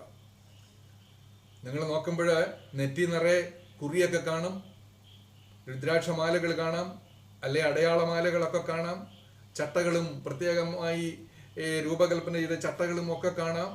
പക്ഷേ അവിടെ ആധ്യാത്മികത ശേഷമില്ല എന്ന് നിങ്ങൾ ഓർത്തുകൊള്ളുക. പ്രശ്നങ്ങൾ നിലനിൽക്കുന്നിടത്ത് ആധ്യാത്മികതയില്ല, അവിടെ ഭൗതികത മാത്രമാണ്. ആഗ്രഹങ്ങളും ദുരാഗ്രഹങ്ങളും പകയും അസൂയയും കുശുമ്പും എന്ന് വേണ്ട ഈ പിശാചിന്റെ ശക്തി മാത്രമായിരിക്കും അവിടെ പ്രവർത്തിക്കുക. അവിടെ ആധ്യാത്മികതയില്ല. ആധ്യാത്മികത എവിടെയുണ്ടോ അവിടെ പ്രശ്നങ്ങളില്ല. അപ്പം നാം ഒക്കെ ഗുരുവിനെ പഠിക്കുകയോ ക്ഷേത്രങ്ങളിൽ പോവുകയോ ആരാധന നടത്തുകയോ ഒക്കെ ചെയ്യുമ്പോഴും നമ്മുടെ ജീവിതത്തിൽ പ്രശ്നങ്ങൾ ഉണ്ടാകുന്നുണ്ട് എങ്കിൽ നിങ്ങൾ കൃത്യമായി തിരിച്ചറിയുക. ആരോടും ചോദിക്കേണ്ട, നിങ്ങൾ തിരിച്ചറിയുക, നമ്മളിൽ ആധ്യാത്മികതയുടെ അംശവും സ്വാധീനവും കുറഞ്ഞു വരുന്നു. അത് നമ്മളെ മറക്കാൻ പാടില്ല. എല്ലാ പ്രശ്നങ്ങളും അവിടെ നിന്നാണ് ആരംഭിക്കുക. അതുകൊണ്ട് അതും ആധ്യാത്മികത എന്താണെന്ന് കൂടി അറിഞ്ഞിരിക്കുക. ഇതാണ് ആധ്യാത്മികത.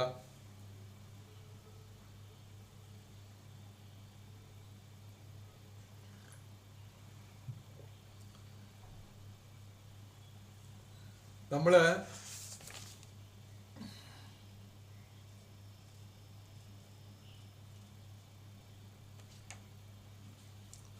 നമ്മുടെ ജീവിതത്തില് ഈ പറയുന്ന ആധ്യാത്മികത നമ്മിൽ ഉണ്ടാകാതെ ഇരിക്കാൻ ചില കാരണങ്ങൾ നമ്മൾ അറിഞ്ഞോ അറിയാതെയോ നമ്മളിൽ സ്വാധീനം ചെലുത്തുന്നുണ്ട്. നമ്മൾ ക്ഷണിച്ചിട്ടൊന്നും അല്ല, പക്ഷെ അവര് സ്വാധീനം ചെലുത്തുന്നുണ്ട്. എന്താണ്? അപ്പൊ നമ്മുടെ ജീവിതത്തെ നാം അറിയാതെ നിയന്ത്രിച്ചു കൊണ്ടിരിക്കുന്ന ഒരു ദേവതയാണ് കാമദേവൻ. കാമദേവൻ എന്ന് പറയുന്നത് നമ്മള് നമ്മുടെ പുരാണങ്ങളിൽ പറയുന്ന കാമദേവനല്ല ഈ കാമദേവൻ. എന്നാൽ പോലും നമ്മൾ ആ പുരാണവുമായി ചേർത്ത് വെച്ച് തന്നെ ഇതിനെ ഒന്ന് മനസ്സിലാക്കിക്കൊള്ളുക. ഇവിടെ പറയുന്നുണ്ട് കാമദേവന് 3 പുത്രന്മാരുണ്ട്. ഇത് വളരെ പ്രതീകാത്മകമായി സിംബോളിക്കായിട്ട് പറയുന്ന ഒരു കഥ പോലെ നിങ്ങൾ മനസ്സിലാക്കിയാൽ മതി. കാമദേവന്റെ 3 പുത്രന്മാരുണ്ട്. അതിലെ ഒന്നാമത്തെ പുത്രൻ എന്ന് വെച്ചാൽ വിഭ്രമം ആണ്. വിഭ്രമം. 2 അഹങ്കാരം. 3 ഹർഷം. താഴെ എഴുതുക. അതിന്റെ വലതുവശത്ത് എന്തെങ്കിലും ഒരു എക്സ്പ്ലനേഷൻ എഴുതാൻ പറ്റുമെങ്കിൽ അതിനുള്ള സ്പേസ് കൂടെ ഇട്ടേക്കുക. വിഭ്രമം, ദർപ്പം, ഹർഷം. ദർപ്പം, ഹർഷം. എന്താണ് വിഭ്രമം? വിഭ്രമം എന്ന് പറഞ്ഞാൽ മനസ്സിന്റെ സ്ഥിരതയില്ലായ്മയാണ്. അസ്ഥിരമായ മനസ്സ് വിഭ്രമം കൊള്ളുകയാണ്. അവനെ ഭ്രമിച്ച് പലതിലേക്കും അവന്റെ മനസ്സിങ്ങനെ കടന്നു പോകും. കാമദേവന്റെ ഒരു സന്തതിയാണ്. ആ സന്തതി നമ്മളെ ഇങ്ങനെ എപ്പോഴും സ്വാധീനിച്ചുകൊണ്ടിരിക്കുകയാണ്, നമ്മൾ അറിയാതെ ഉണ്ട്. നമുക്ക് വിഭ്രമമാണ്. അത് വേണോ, ഇത് വേണോ, മോനെ MBBS പഠിപ്പിക്കണോ, അതോ എഞ്ചിനീയറിങ്ങിന് വിടണോ, അതോ അവനെ കല്യാണം കഴിപ്പിക്കണോ, അവനെ വിദേശത്ത് വിടണോ, കറുത്ത ഉടുപ്പ് വേണോ, വെളുത്ത ഉടുപ്പ് വേണോ, 2 നില കെട്ടിടം വേണോ, അതോ ഒരു 4 നിലയ്ക്ക് ആയാലോ? അങ്ങനെ നമുക്കറിയാമല്ലോ, നമ്മുടെ ജീവിതത്തിൽ നമുക്ക് എപ്പോഴും വിഭ്രമമാണ്. നമുക്കുള്ളത് കൊണ്ടൊന്നും തൃപ്തിയില്ല. നമുക്ക് 5 പവന്റെ ഒരു മാല നമ്മുടെ കഴുത്തിലുണ്ടെങ്കിൽ അതൊരു 8 പവൻ വേണ്ടേ? മനസ്സ് അവിടേക്ക് ഭ്രമിച്ചു പോവുകയാണ്. ജ്വല്ലറിയുടെ മുമ്പിൽ കൂടെ ഒക്കെ നമ്മളിങ്ങനെ വണ്ടിയെ ഓടിച്ച് അല്ലെങ്കിൽ നമ്മളിങ്ങനെ കടന്നു പോകുമ്പോൾ നമുക്കൊരു 10 പവന്റെ മാല വേണ്ടേ? അപ്പുറത്തുള്ളവരൊക്കെ അങ്ങനെയൊക്കെ അല്ലേ ഇട്ടുകൊണ്ട് നടക്കുന്നത്. അപ്പൊ നമുക്കും അത് വേണ്ടേ? വിഭ്രമമാണ്. ചിത്തത്തിന് സ്ഥിരതയില്ല. ചഞ്ചലമാണ് അവൻ്റെ മനസ്സ്. ഇത് വിഭ്രമം എന്ന് പറയുന്ന കാമദേവന്റെ പുത്രന്റെ സ്വാധീനത്താൽ നമ്മളിൽ ഉണ്ടാകുന്ന ഒരു സവിശേഷ സ്വഭാവമാണ്. ഇനിയും രണ്ടാമത് ഒരാൾ കൂടെ കാമദേവന്റെ പുത്രനായിട്ടുണ്ട്, ദർപ്പം. ദർപ്പം എന്ന് പറയും. സർപ്പം എന്ന് എഴുതുന്ന പോലെ തന്നെ എഴുതുക, സായ്ക്ക് പകരം ദായാക്കിയാൽ മാത്രം മതി. ദർപ്പം. ദർപ്പം എന്ന് പറഞ്ഞാൽ അതിന്റെ അർത്ഥം അഹങ്കാരം, അഹന്ത, ഞാനെന്ന ഭാവം. അല്ലേ? നമുക്കെല്ലാവർക്കും ഉള്ളതാണ്. ഇതെന്തുകൊണ്ടുണ്ടാകുന്നു എന്ന് ചോദിച്ചാൽ, നമ്മൾ ആരാധിക്കുന്ന കാമദേവനെ ആയതുകൊണ്ട് കാമദേവന്റെ രണ്ടാമത്തെ പുത്രനെ നമ്മുടെ അടുത്തോട്ട് പറഞ്ഞു വിട്ടിട്ട് ഈ ദർപ്പം തന്ന് നമ്മളെ അങ്ങ് അനുഗ്രഹിക്കും. ആവശ്യം പോലെ അവന് ദർപ്പത്തിന്റെ അനുഗ്രഹം ഉണ്ടാകട്ടെ എന്ന് അനുഗ്രഹിക്കും. ഇത് കിട്ടിക്കഴിഞ്ഞാൽ നമുക്ക് എന്ത് പറ്റും? നമുക്കെല്ലാവർക്കും അഹന്തയുണ്ടാകും. അല്ലേ? ഞാൻ വലിയൊരു ഉദ്യോഗസ്ഥനൊക്കെ അല്ലേ, എന്നെ കാണുമ്പോൾ എല്ലാവരും ഒക്കെ എഴുന്നേക്കണ്ടേ, തൊഴണ്ടേ, അംഗീകരിക്കണ്ടേ, ആദരിക്കണ്ടേ?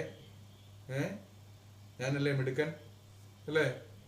എൻ്റെ പണം കണ്ടോ, എൻ്റെ കാറ് കണ്ടോ, എൻ്റെ വീട് കണ്ടോ, എൻ്റെ സൗന്ദര്യം കണ്ടോ, എൻ്റെ ആരോഗ്യം കണ്ടോ? അഹങ്കാരമാണ് എൻ്റേത്. അഹം, ഞാൻ, എൻ്റേതിൽ ഉള്ള ദുരഭിമാനം. അതിലൂടെ നാം അല്ലാത്തതിനെയും ഒന്നിനെയും, നമ്മുടേതല്ലാത്ത ഒന്നിനെയും അംഗീകരിക്കാൻ കഴിയാതിരിക്കുന്ന ഒരു മാനസികാവസ്ഥയിലേക്ക് നമ്മൾ പോകും.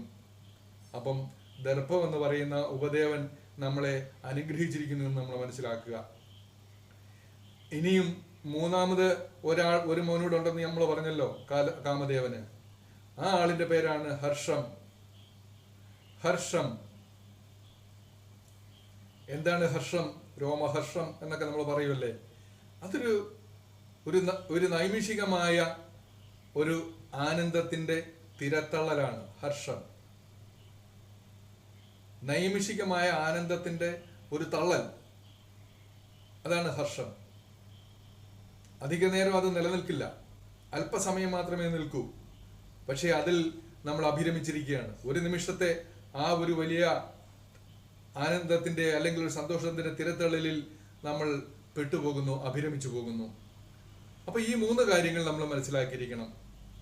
ഇത് യഥാർത്ഥത്തിലെ നമ്മളുടെ ഒരു ഐഡന്റിറ്റി, നമ്മുടെ പേഴ്സണാലിറ്റിയെ കുറിച്ച് നമ്മൾ പഠിക്കുകയാണ്. അത് ഈശ്വരനിൽ അർപ്പിച്ചും അത് ആത്മീയതയിൽ അർപ്പിച്ചും നമ്മളിവിടെ പറയുന്നു എന്നുള്ളതേ ഉള്ളൂ. യഥാർത്ഥത്തിൽ നാം നമ്മെ തന്നെ പഠിക്കുകയാണിത്. വിഭ്രമം, ദർപ്പം, ഹർഷം. കാമദേവന്റെ സന്തതികളാണ്. കാമദേവന്റെ ആരാധകരാകാൻ പാടില്ല നമ്മൾ ഈ മൂന്ന് പുത്രന്മാരുടെയും സ്വാധീനത്തിൽ നിന്നും അകലെ നിൽക്കാൻ നമ്മൾ ശ്രമിക്കണം. ഒരു കാരണവശാലും എവരുടെ സ്വാധീനത്തിൽ പെട്ടുപോകാൻ പാടില്ല. അപ്പോഴ് ഇവര് 3 പേരുള്ളപ്പോൾ കാമദേവന് വീണ്ടും ഒരു 3 പെൺകിടാങ്ങൾ കൂടിയുണ്ട്, 3 പുത്രിമാർ കൂടിയുണ്ട്.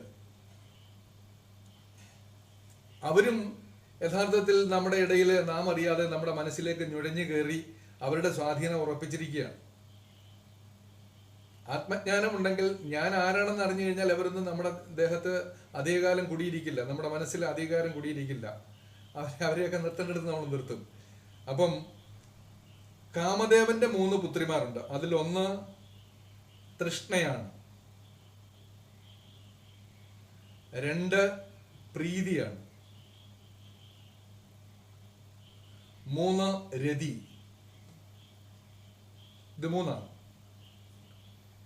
ഓക്കെ, ഇത് കൃത്യമായി മനുഷ്യന്റെ ബിഹേവിയർ എന്താണ്, അടിസ്ഥാന സ്വഭാവങ്ങൾ എന്താണ് എന്നും അത് ആരാണ് എന്നും അവരെ നാം എപ്രകാരമാണ് നാം അവരെ കൈകാര്യം ചെയ്യേണ്ടതെന്നൊക്കെയാണ് നമ്മൾ ഈ പഠനത്തിലൂടെ മനസ്സിലാക്കുക.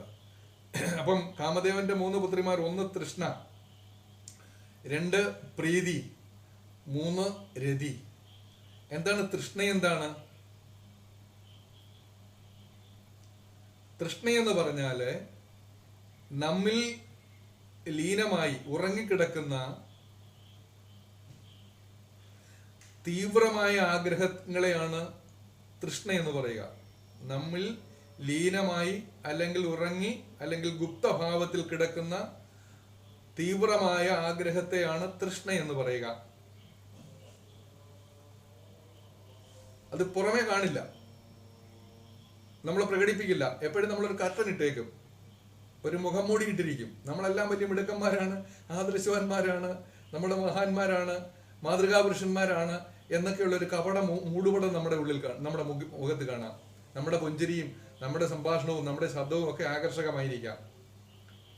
പക്ഷേ അവരിൽ ഗുപ്താവസ്ഥയിൽ ഉറങ്ങിക്കിടക്കുന്ന, ഒളിഞ്ഞു കിടക്കുന്ന, ലീനമായി കിടക്കുന്ന തീവ്ര വികാരങ്ങൾ ഉറങ്ങിക്കിടപ്പുണ്ട്.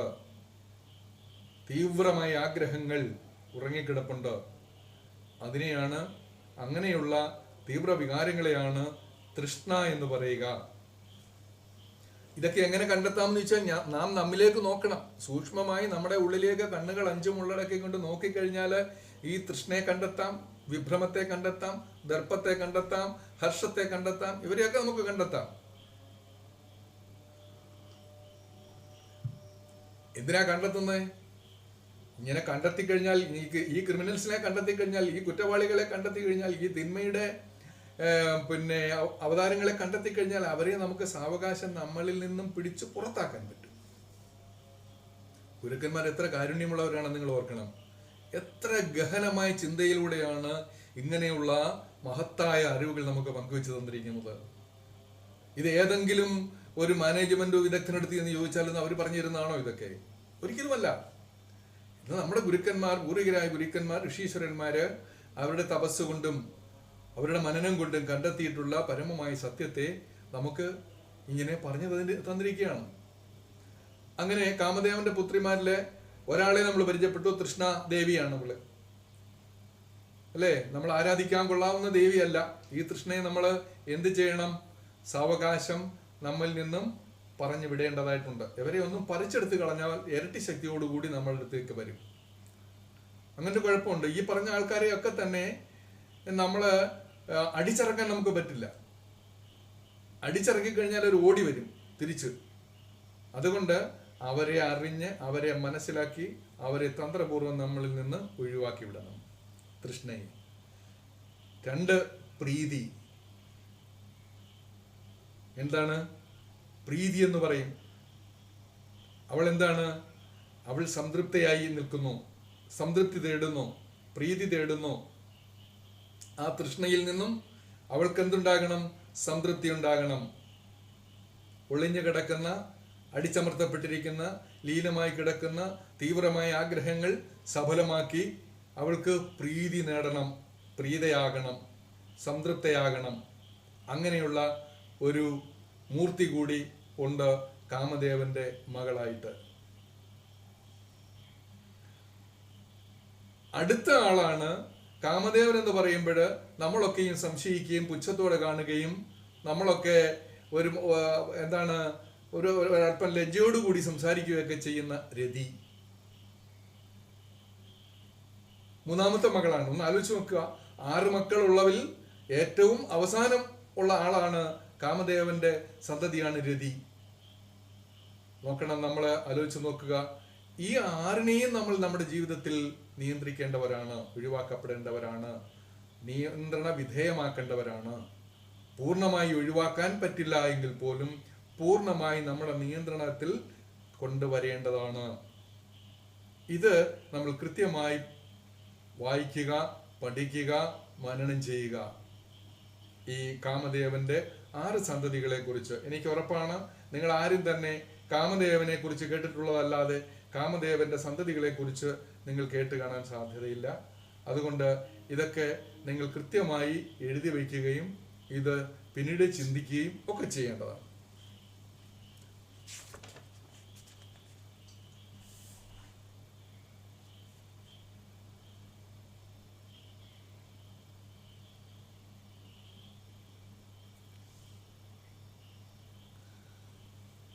ഇനിയും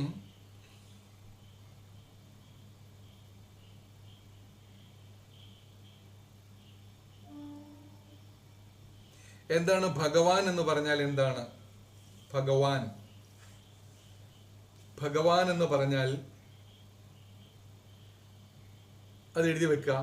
ദൈവികം, സമ്പൂർണം, കോമ ഇടണം രണ്ടിനും. സമ്പൂർണതയിൽ നിന്നും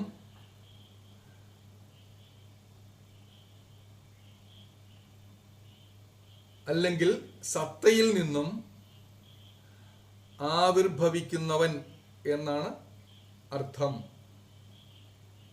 ഭഗവാൻ ദൈവികം കോമ സമ്പൂർണം കോമ സമ്പൂർണ്ണ സത്തയിൽ നിന്നും ആവിർഭവിക്കുന്നവൻ ആരോ അവൻ ആണ് ഭഗവാൻ.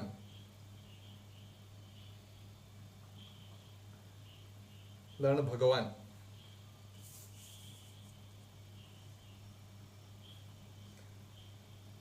അപ്പൊ എന്താണ് സത്ത? എന്താണ് സത്ത? ഇവിടെ സമ്പൂർണ്ണ സത്ത എന്ന് പറയുന്നുണ്ട്. എന്താണ് സത്ത? നിങ്ങൾ അതൊന്ന് എഴുതി. സത്ത, അസ്തിത്വം അല്ലെങ്കിൽ സ്വത്വം. അപ്പൊ ഈ 3 വാക്കുകൾ ഒരുമിച്ച് എഴുതിയിടുക. സത്ത, അസ്തിത്വം, സ്വത്വം. ഈ 3 വാക്കുകൾ എഴുതിയിടുക. നിങ്ങൾ സാഹിത്യ സദസ്സുകളിലും അതുപോലെ ആത്മീയ പ്രഭാഷണം നടത്തുന്നവരുടെ വേദികളിലുമൊക്കെ ഈ 3 വാക്കുകൾ കേൾക്കാറുണ്ട്. എന്താണ് ഇതിനെ കൊണ്ട് നമ്മൾ അർത്ഥമാക്കേണ്ടത് എന്ന് കൃത്യമായിട്ട് നമ്മളൊന്ന് ചിന്തിക്കണം. എന്താണ് സത്ത, സ്വത്വം, പിന്നെ ഏതാണ്? അങ്ങനെ 3 വാക്കേ ഞാൻ പറഞ്ഞത്. സത്ത, അസ്തിത്വം, സ്വത്വം. അപ്പൊ ഇത് നമ്മളൊന്ന് മനസ്സിലാക്കണം. എന്താണ് ഇത് 3? സത്ത, നമ്മൾ ചത്തുപോയി എന്ന് പറയുമ്പോഴേ യഥാർത്ഥത്തിൽ അതിന്റെ അർത്ഥം സത്തുപോയി എന്നാണ്.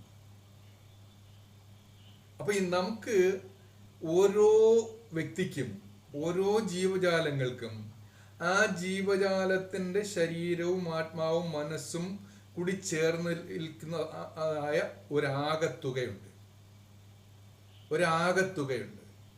നമ്മുടെ ചിന്തകളും നമ്മുടെ പ്രതീക്ഷകളും നമ്മുടെ അറിവും അറിവില്ലായ്മയും നമ്മുടെ കഴിവും കഴിവില്ലായ്മയും നമ്മുടെ ഉള്ളിൽ സൂക്ഷിച്ചിരിക്കുന്ന പിന്നെ അറിവിൻ്റെ ശകലങ്ങളോ ഒക്കെ ചേർന്ന് നമ്മളോടൊപ്പം നിൽക്കുന്നതായ അത് നമ്മുടേത് മാത്രമാണ്.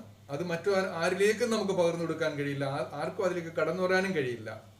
അങ്ങനെ നമ്മുടേത് മാത്രമായി നമ്മിൽ സ്വരൂപിക്കപ്പെട്ടിരിക്കുന്ന, നാം അറിയാതെ നമ്മിൽ ശേഖരിക്കപ്പെട്ടിരിക്കുന്ന ഒരു സവിശേഷതയാണ് സത്ത, സ്വത്വം എന്നൊക്കെ പറയുക. സത്ത, സ്വത്വം എന്ന് നമ്മൾ അറിഞ്ഞിരിക്കുക. അത് നമുക്ക് ഓരോരുത്തർക്കും വ്യത്യസ്തമാണ്. ഓരോ വ്യക്തികളിൽ നിന്ന് അടുത്ത വ്യക്തികളിലേക്കും അതെല്ലാം വ്യത്യസ്തമാണ്. ഇതിനകത്തേക്ക് ആർക്കും പ്രവേശിക്കാൻ കഴിയുകയുമില്ല, ആർക്കും കടന്നു കയറാനും പറ്റില്ല. ഇത് അത്രമാത്രം സുരക്ഷിതമായിരിക്കുന്ന, നമ്മിൽ മാത്രം, നമ്മുടെ ശരീരത്തിൻ്റെയും മനസ്സിൻ്റെയും ഉള്ളിൽ വളരെ ഭദ്രമായി ശേഖരിക്കപ്പെട്ടിരിക്കുന്ന, സൂക്ഷിക്കപ്പെട്ടിരിക്കുന്ന, കരുതി വച്ചിരിക്കുന്ന എന്തൊക്കെയുണ്ടോ അതൊക്കെ തന്നെയാണ്. ഇത് നാം ആരുമായും പങ്കുവെക്കാറുമില്ല, ആർക്കുമായിട്ട് പങ്കുവെക്കാനും പറ്റില്ല, ആർക്കും അതിലേക്ക് കടന്നു വരാനും പറ്റില്ല. അതാണ് സത്തയെന്നും സ്വത്വമെന്നും ഒക്കെ പറയുക. ഇതാണ് ആ വാക്കുകൊണ്ട് നാം മനസ്സിലാക്കേണ്ടത്. സത്ത എപ്പോഴും നമ്മുടേത് മാത്രമാണ്. പക്ഷേ ആത്മജ്ഞാനം നേടിയവനറിയാം എൻ്റെ സത്തയും നിന്റെ സത്തയും ഒന്നാണെന്ന്. പക്ഷെ നമുക്കതറിയില്ല. അതുകൊണ്ട് നാം അതൊന്നായിട്ട് നമുക്ക് അറിയാനും പറ്റില്ല, അംഗീകരിക്കാനും പറ്റില്ല. അപ്പോൾ ആ ഒരു വാക്ക് ഈ ആത്മവിദ്യ ബ്രഹ്മവിദ്യയൊക്കെ പഠിക്കുമ്പോൾ ഈ 3 വാക്കുകൾ നിരന്തരമായി കടന്നു വരും. അപ്പോൾ അതിനെക്കുറിച്ചും നിങ്ങൾ ഇപ്രകാരമൊക്കെ ഒന്ന് മനസ്സിലാക്കി വെച്ചിരിക്കുക. ഇനിയും നമുക്ക് എങ്ങനെയാണ് ജ്ഞാനം നേടുക എന്ന് ചിന്തിക്കുമ്പോൾ ജ്ഞാനത്തെ നമ്മളൊരു വൃക്ഷമായി കരുതുക. ജ്ഞാനവൃക്ഷം. മേലായ മൂലമതിയാലാവൃതം എന്ന് ജനനീ നവരത്നമഞ്ജരിയിലൊക്കെ പാടുന്നുണ്ട്. അപ്പോൾ അവിടെ ജ്ഞാനവൃക്ഷത്തിൻ്റെ പിന്നെ വേരുകൾ ആകാശത്തേക്ക് ഉയർന്നു നിൽക്കുന്നു എന്നാണ് പറയുന്നത്. മനസ്സിലാവുന്നുണ്ടല്ലോ. അപ്പോൾ അതുകൊണ്ട് ജ്ഞാനവൃക്ഷത്തിൻ്റെ ഘടന എന്താണെന്ന് നിങ്ങളൊന്ന് എഴുതുക. ജ്ഞാനവൃക്ഷമെന്ന് ഒരു ഹെഡിങ് എഴുതുക. ഹെഡിങ് എഴുതിയിട്ട് താഴെ എഴുതണം, നിശ്ചയമാകുന്നു അതിൻ്റെ തായ്വേര്. നിശ്ചയമാകുന്നു അതിൻ്റെ തായ്വേര്. ജ്ഞാനവൃക്ഷം വളരണമെന്നുണ്ടെങ്കിൽ എന്ത് വേണം? അതിന് വേര് വേണം. ആ വേരെന്താണ്? നിശ്ചയമാകുന്ന തായ്വേര്. നിശ്ചയമാകുന്നു അതിൻ്റെ തായ്വേര് ജ്ഞാനവൃക്ഷത്തിൻ്റെ. ഇനി അതിന് ആ വേരുകൾക്ക് ചെറിയ ചെറിയ വേരുകളുണ്ട്, അതിന് പക്ക വേരുകളുണ്ട്. അതിന് ക്ഷമയാകുന്ന പക്ക വേരുകൾ ഉണ്ടായിരിക്കണം ജ്ഞാനവൃക്ഷത്തിന്. ആ വൃക്ഷത്തില് ചാരിത്രമാകുന്ന പുഷ്പമുണ്ടായിരിക്കും, ബ്രഹ്മചര്യം ഉണ്ടായിരിക്കും. ചാരിത്രം, ബ്രഹ്മചര്യം. ആ വൃക്ഷത്തിന് എന്തുണ്ടായിരിക്കും? ചാരിത്രമാകുന്ന പുഷ്പം. നിശ്ചയമാകുന്ന തായ്വേരും ക്ഷമയാകുന്ന പക്കവേരുകളോടും കൂടി ഉണ്ടാകുന്ന വൃക്ഷത്തിൽ എന്തുണ്ടാകും? ചാരിത്രമാകുന്ന പുഷ്പമുണ്ടാകും. വ്രതശുദ്ധിയോടുകൂടിയുള്ള, ബ്രഹ്മചര്യത്തോടുകൂടിയുള്ള, ജീവിത വിശുദ്ധിയോടുകൂടിയുള്ള, കർമ്മശുദ്ധിയോടുകൂടിയുള്ള, സങ്കല്പശുദ്ധിയോടുകൂടിയുള്ള സുഗന്ധവാഹിയായ പുഷ്പങ്ങൾ അതിലുണ്ടാകും. അതാണ് സുഗന്ധവാഹിയായ പുഷ്പങ്ങൾ അവിടെ ഉണ്ടാകും. ഈ പൂവുകളെ താങ്ങി നിൽക്കുന്നത് ആരാണ്? ശിഖരങ്ങളാണ്. അപ്പൊ ശിഖരങ്ങൾ എന്താണ്? സ്മൃതി ബുദ്ധികളാകുന്ന ശാഖകൾ. സ്മൃതിയും ബുദ്ധിയുമാകുന്നു അതിന്റെ ശാഖകൾ. ഈ ജ്ഞാനവൃക്ഷത്തിന്റെ ശാഖകൾ എന്താണ്? ഓർമ്മയും ബുദ്ധിയുമാകുന്നു അതിന്റെ ശാഖകൾ.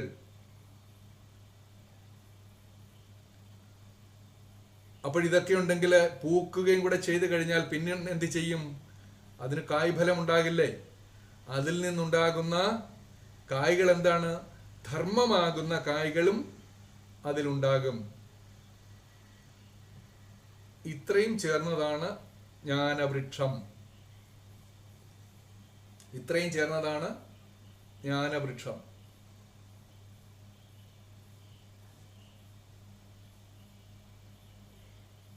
നിശ്ചയമാകുന്ന തായ്വേര്, ക്ഷമയാകുന്ന പക്കവേര്, ജ്ഞാനവും ബുദ്ധിയും പിന്നെ കായ്കൾ ഏതെന്നാണ്? ആദ്യം മുതൽ എഴുതിക്കോ. നിശ്ചയമാകുന്ന തായ്വേര്, ക്ഷമയാകുന്ന പക്കവേര്, ചാരിത്രമാകുന്ന പുഷ്പം,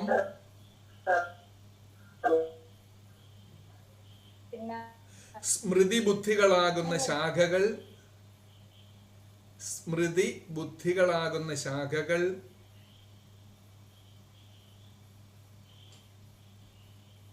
ധർമ്മമാകുന്ന കായ്കളും ചേർന്നതാണ് ജ്ഞാനവൃക്ഷം. എഴുതിയോ എല്ലാവരും?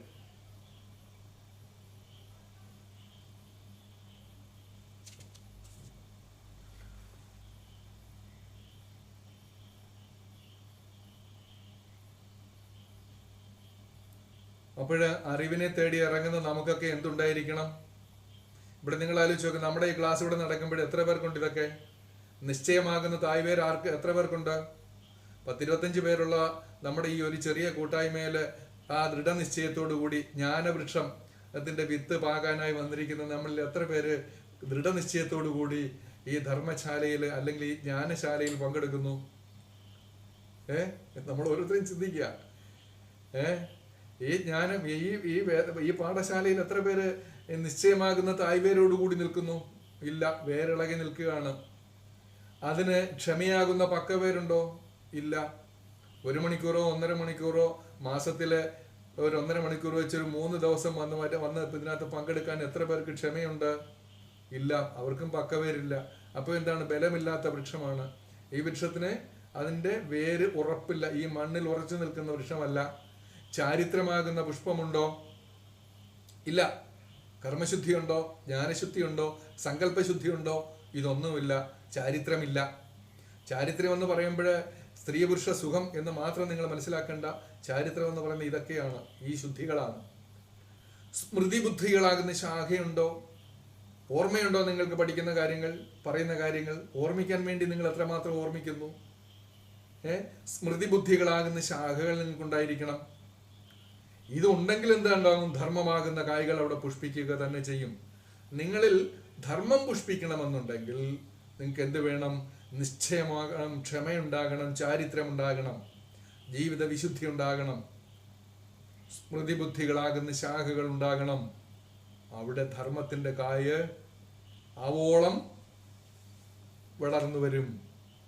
ഇതാണ് ജ്ഞാനവൃക്ഷം.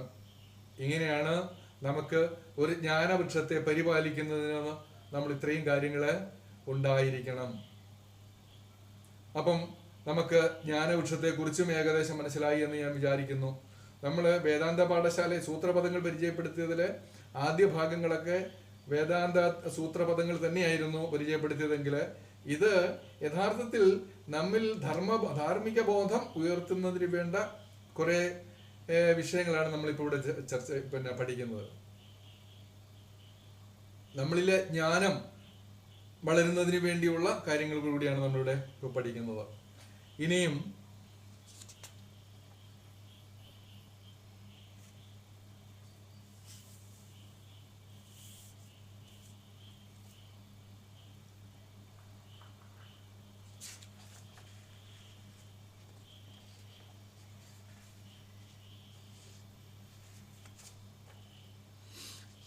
ഇനിയും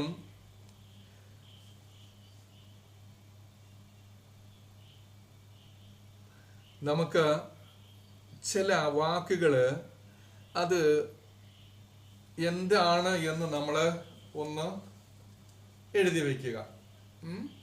എന്താണ് ചില വാക്കുകൾ നമ്മുടെ ജീവിതത്തിൽ നമ്മൾ പ്രയോഗിച്ചു കൊണ്ടിരിക്കുന്ന വാക്കുകൾ, അത് എവിടെ നിന്നാണ് അതിൻ്റെ ഉൽപ്പത്തി, എവിടെ നിന്നാണ് അത് ഉദ്ഭവിക്കുന്നത് എന്നുകൂടി നമ്മളൊന്ന് എഴുതിയിരിക്കുക.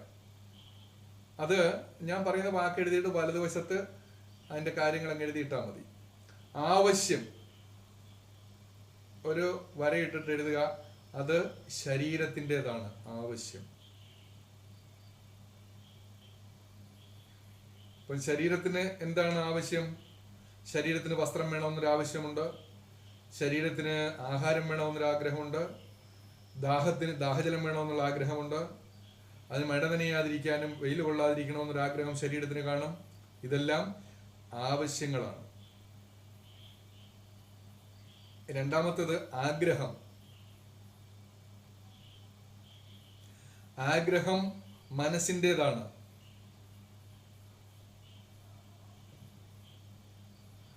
ആഗ്രഹം മനസ്സിൻ്റെതാണ്. അപ്പൊ നമുക്ക് ഇത് പറയാൻ കാര്യം, ആവശ്യവും ആഗ്രഹവും തമ്മിൽ നിങ്ങൾ ഒന്ന് വ്യതിരിക്തമാകുന്ന നേർരേഖ എവിടെയാണെന്ന് നിങ്ങൾക്ക് മനസ്സിലാകാൻ വേണ്ടിയാണ് ഇത് പറയുന്നത്. ആഗ്രഹം മനസ്സിൻ്റെതാണ്. ആഹാരം നമുക്ക് ആവശ്യമാണ്. പക്ഷേ നമുക്ക് അല്പം കഞ്ഞിയും അതിനകത്ത് ഇച്ചിരി ഉപ്പ് ഇട്ട ഒരു ചമ്മന്തിയും ഉണ്ടെങ്കിൽ നമുക്ക് നമ്മുടെ ശരീരത്തിൻ്റെ വിശപ്പ് മാറും. വിശപ്പിനുള്ള അത് ആവശ്യമാണ്. പക്ഷേ അവിടെ നമുക്ക് വിഭവസമൃദ്ധമായ സദ്യ വേണം എന്നുള്ളത് നമ്മുടെ മനസ്സിൻ്റെ ആഗ്രഹമാണ്. അപ്പോൾ മനസ്സ് നമ്മുടെ ശത്രുവായി മാറുന്നു അവിടെ. ഇനി അടുത്തത് ആവശ്യം. ആവശ്യം ഏതാണ്? അത് ജന്തുവിൻ്റെതാണ്, മൃഗ സമാനമാണ്. ആവശ്യം ജന്തുവിൻ്റെതാണ്. ആവശ്യം മൃഗീയമാണ്, ഒരു ജന്തുവിൻ്റെതാണ്. എന്നുവെച്ചാൽ സഹജമാണ്.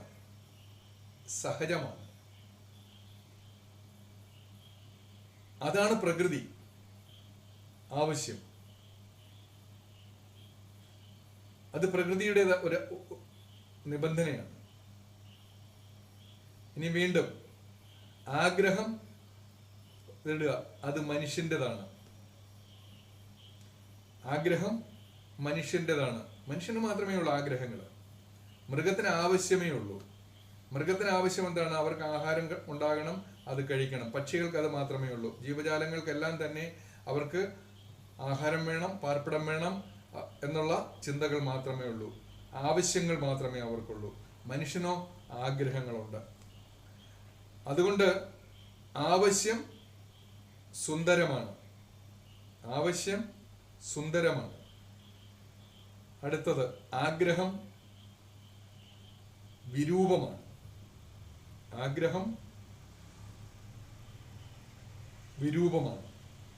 അപ്പോൾ ആവശ്യവും ആഗ്രഹവും തമ്മിൽ നമുക്ക് ഒന്ന് താരതമ്യ പഠനത്തിന് വേണ്ടിയാണ് നമ്മൾ ഇതിവിടെ തരുന്നത്. ഒരു താരതമ്യം ചെയ്തു നോക്കുക. എന്താണ് ആവശ്യവും ആഗ്രഹവും? നമ്മുടെ ജീവിതത്തിൽ എങ്ങനെയാണ് ഈ ആവശ്യവും ആഗ്രഹവും തമ്മിലുള്ള ഒരു സംഘർഷം?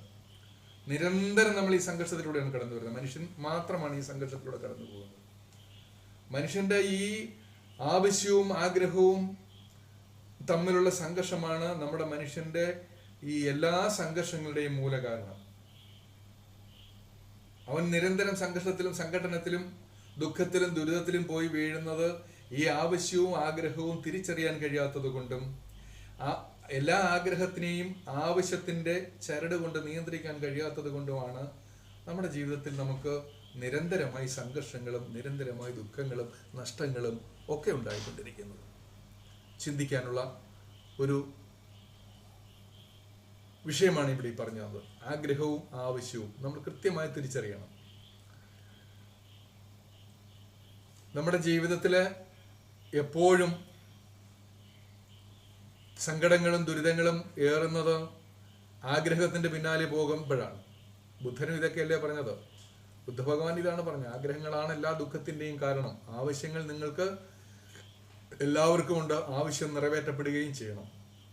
അപ്പൊ ഇതുകൂടെ നമ്മൾ ഓർത്തിരിക്കുക.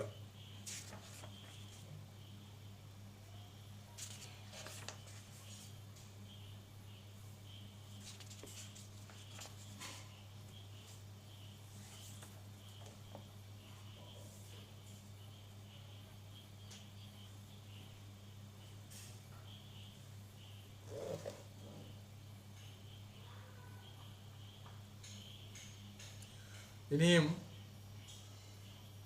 എന്താണ് ദുഃഖം? എന്താണ് ദുഃഖം എന്ന് കൂടി നിങ്ങൾ എഴുതുക. എന്താണ് ദുഃഖം?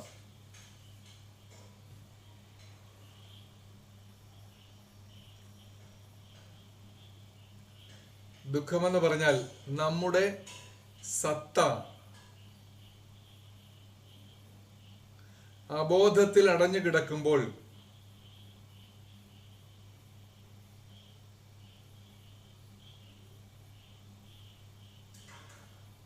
ആ ദുഷിച്ച വായുവും ദുർഗന്ധവും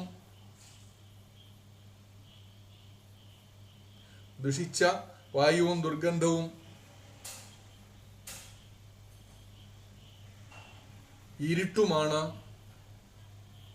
ദുഃഖം.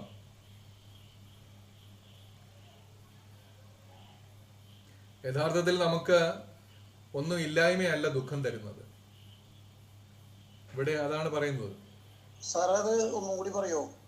നമ്മുടെ സത്ത അബോധത്തിൽ അടഞ്ഞു കിടക്കുമ്പോൾ ഉണ്ടാകുന്ന ദുഷിച്ച വായുവും ദുർഗന്ധവും ഇരുട്ടുമാകുന്നു ദുഃഖം.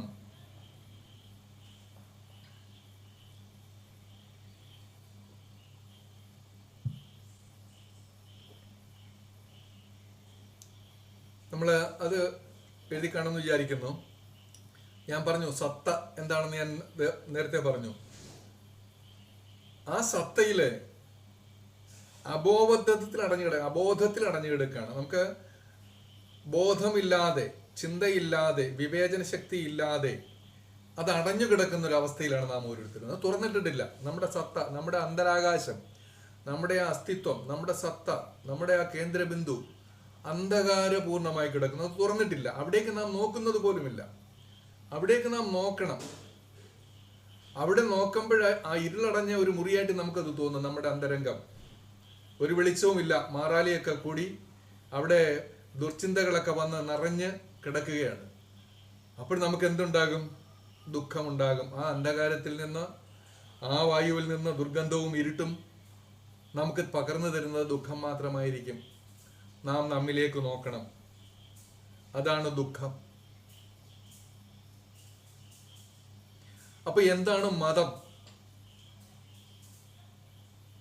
ദുഃഖം മനുഷ്യരാശിയെ ആകമാനം ബാധിക്കുന്ന ഏറ്റവും വലിയൊരു ചോദ്യവും ഒരു വെല്ലുവിളിയാണ് ദുഃഖം. മനുഷ്യൻ എവിടെയാണെങ്കിലും അവൻ ദുഃഖത്തിലാണ്, ദുരിതത്തിലാണ്.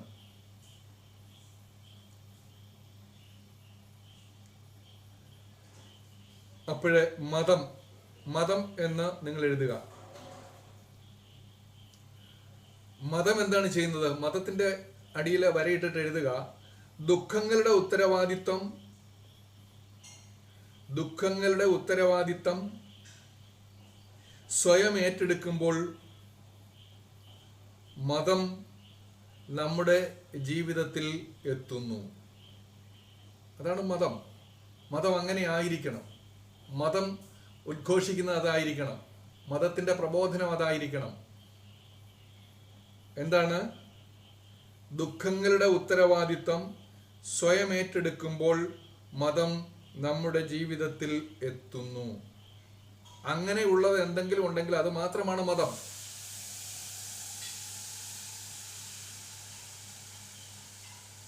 അങ്ങനെയുള്ള ഒരു മതം ഉണ്ടെങ്കിൽ അത് മാത്രമേ മതമുള്ളൂ. അത് മാത്രമാണ് മതം. അതുകൊണ്ടാണ് ഭഗവാൻ പറഞ്ഞത്, ഒരു മതാതീത ആത്മീയതയുടെ പ്രവാചകനാണ് ശ്രീനാരായണ ഗുരു പരമഹംസദേവൻ എന്ന് പറഞ്ഞത് അതുകൊണ്ടാണ്. മതാതീതമായ ദർശനത്തിന്റെ പ്രവാചകനാണ് ശ്രീനാരായണ ഗുരു പരമഹംസദേവൻ. ഭാരതമോ ലോകമോ നാളിതുവരെ കണ്ടിട്ടുള്ള മതനേതാക്കളിൽ നിന്നും വ്യത്യസ്തനായ ഒരു മതനേതാവായിട്ട് ഭഗവാൻ മാറുന്നുണ്ടെങ്കിൽ അതെന്താണ്? മതാതീതമായ ആത്മീയതയുടെ, മാനവരാശിയുടെ സർവ്വ ദുഃഖങ്ങളുടെയും കാരണം എന്താണെന്ന്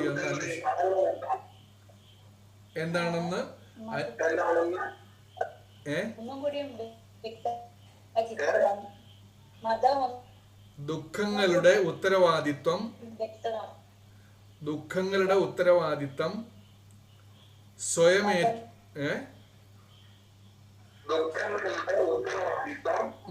സ്വയം ഏറ്റെടുക്കുമ്പോൾ മതം നമ്മുടെ ജീവിതത്തിൽ ജനിക്കുന്നു അല്ലെങ്കിൽ എത്തുന്നു. സ്വയം ഏറ്റെടുക്കുന്നത്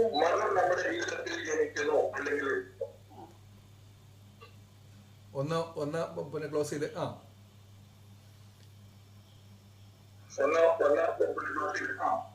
എന്താണ് എക്കോ ചെയ്യുന്നത്? അപ്പം നമ്മള് എന്താണ് ഇതൊക്കെ നമ്മൾ പഠിക്കുമ്പോൾ ഞാൻ ഈ പറയുന്ന ഓരോ വചനങ്ങളും ഓരോ സൂത്രവാക്യങ്ങളും നിങ്ങൾ എപ്പോഴും ഗുരുവിന്റെ ജീവിത സന്ദേശവുമായിട്ട് ഇങ്ങനെ ചേർത്ത് വെച്ചോണം. ഇതൊക്കെ ഗുരുവിന്റെ പഠനത്തിലൂടെയും വായനയിലൂടെയും കണ്ടെത്തിയിട്ടുള്ള കാര്യങ്ങളാണ് ഞാൻ നിങ്ങളോട് ഈ പറയുന്നത്. ഭഗവാന്റെ വചനങ്ങൾ വായിക്കുകയും പഠിക്കുകയും മനനം ചെയ്യുകയും നിരീക്ഷിക്കുകയും ചെയ്യുമ്പോൾ നമുക്കുണ്ടാകുന്ന തിരിച്ചറിവുകളാണ് നമ്മൾ ഇതിലൂടെ നിങ്ങളോട് പങ്കുവെക്കുന്നത്. അപ്പം നിങ്ങൾ ഇതെല്ലാം തന്നെ ഭഗവാന്റെ ദർശനത്തെയും മൂല്യബോധത്തെയും കുറിച്ച് കൂടി താരതമ്യപ്പെടുത്തിക്കൊണ്ട് മനസ്സിലാക്കിക്കൊള്ളുക. അവനവൻ ആത്മസുഖത്തിനാചരിക്കുന്നവ അവരെന്നെ സുഖത്തിനായി വരയണം എന്ന് ഭഗവാൻ നമ്മോട് പറയുകയാണ്. അപ്പോൾ ഇവിടെ ആരെയാണ് കേന്ദ്രബിന്ദുവായി നിർത്തിയിരിക്കുന്നത്? അവനവനെ തന്നെയാണ് കേന്ദ്രബിന്ദുവായി നിർത്തിയിരിക്കുന്നത്. മറ്റാരെയും നിങ്ങൾ അതിന്റെ ഉത്തരവാദിത്വം ഏറ്റെടുക്കാൻ പറയുന്നില്ല. നിങ്ങൾ നിങ്ങളുടെ ആത്മസുഖത്തിന് വേണ്ടി നിങ്ങൾ എന്തൊക്കെ ചെയ്യുന്നുവോ അതൊക്കെ തന്നെ അവരുടെ സുഖത്തിന് കൂടിയായി വരണം. ഇവിടെ ഈ ലോകത്തിന്റെ ദുഃഖ നിവാരണത്തിന്, സുഖം എന്ന് പറഞ്ഞാൽ എന്താണ്? ദുഃഖം ഇല്ലാതെയാക്കുക. അപ്പം നിന്റെ സുഖം മറ്റൊരുവന്റെ ദുഃഖമാക്കാൻ പാടില്ല, നിന്റെ ദുഃഖം മറ്റൊരുവന് സുഖമാകാനും പാടില്ല. സുഖം മാത്രം ഉണ്ടാകണം, ദുഃഖം ഇല്ലാതെയാകണം.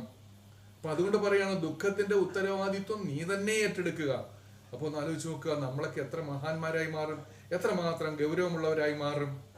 നാം നമ്മുടെ നഷ്ടങ്ങൾ, നമ്മുടെ ദുഃഖങ്ങൾ, നമ്മുടെ ദുരിതങ്ങൾ, നമ്മുടെ സങ്കടങ്ങൾക്കൊക്കെ കാരണം അന്വേഷിച്ച് അന്യരിലേക്ക് പോകുമ്പോൾ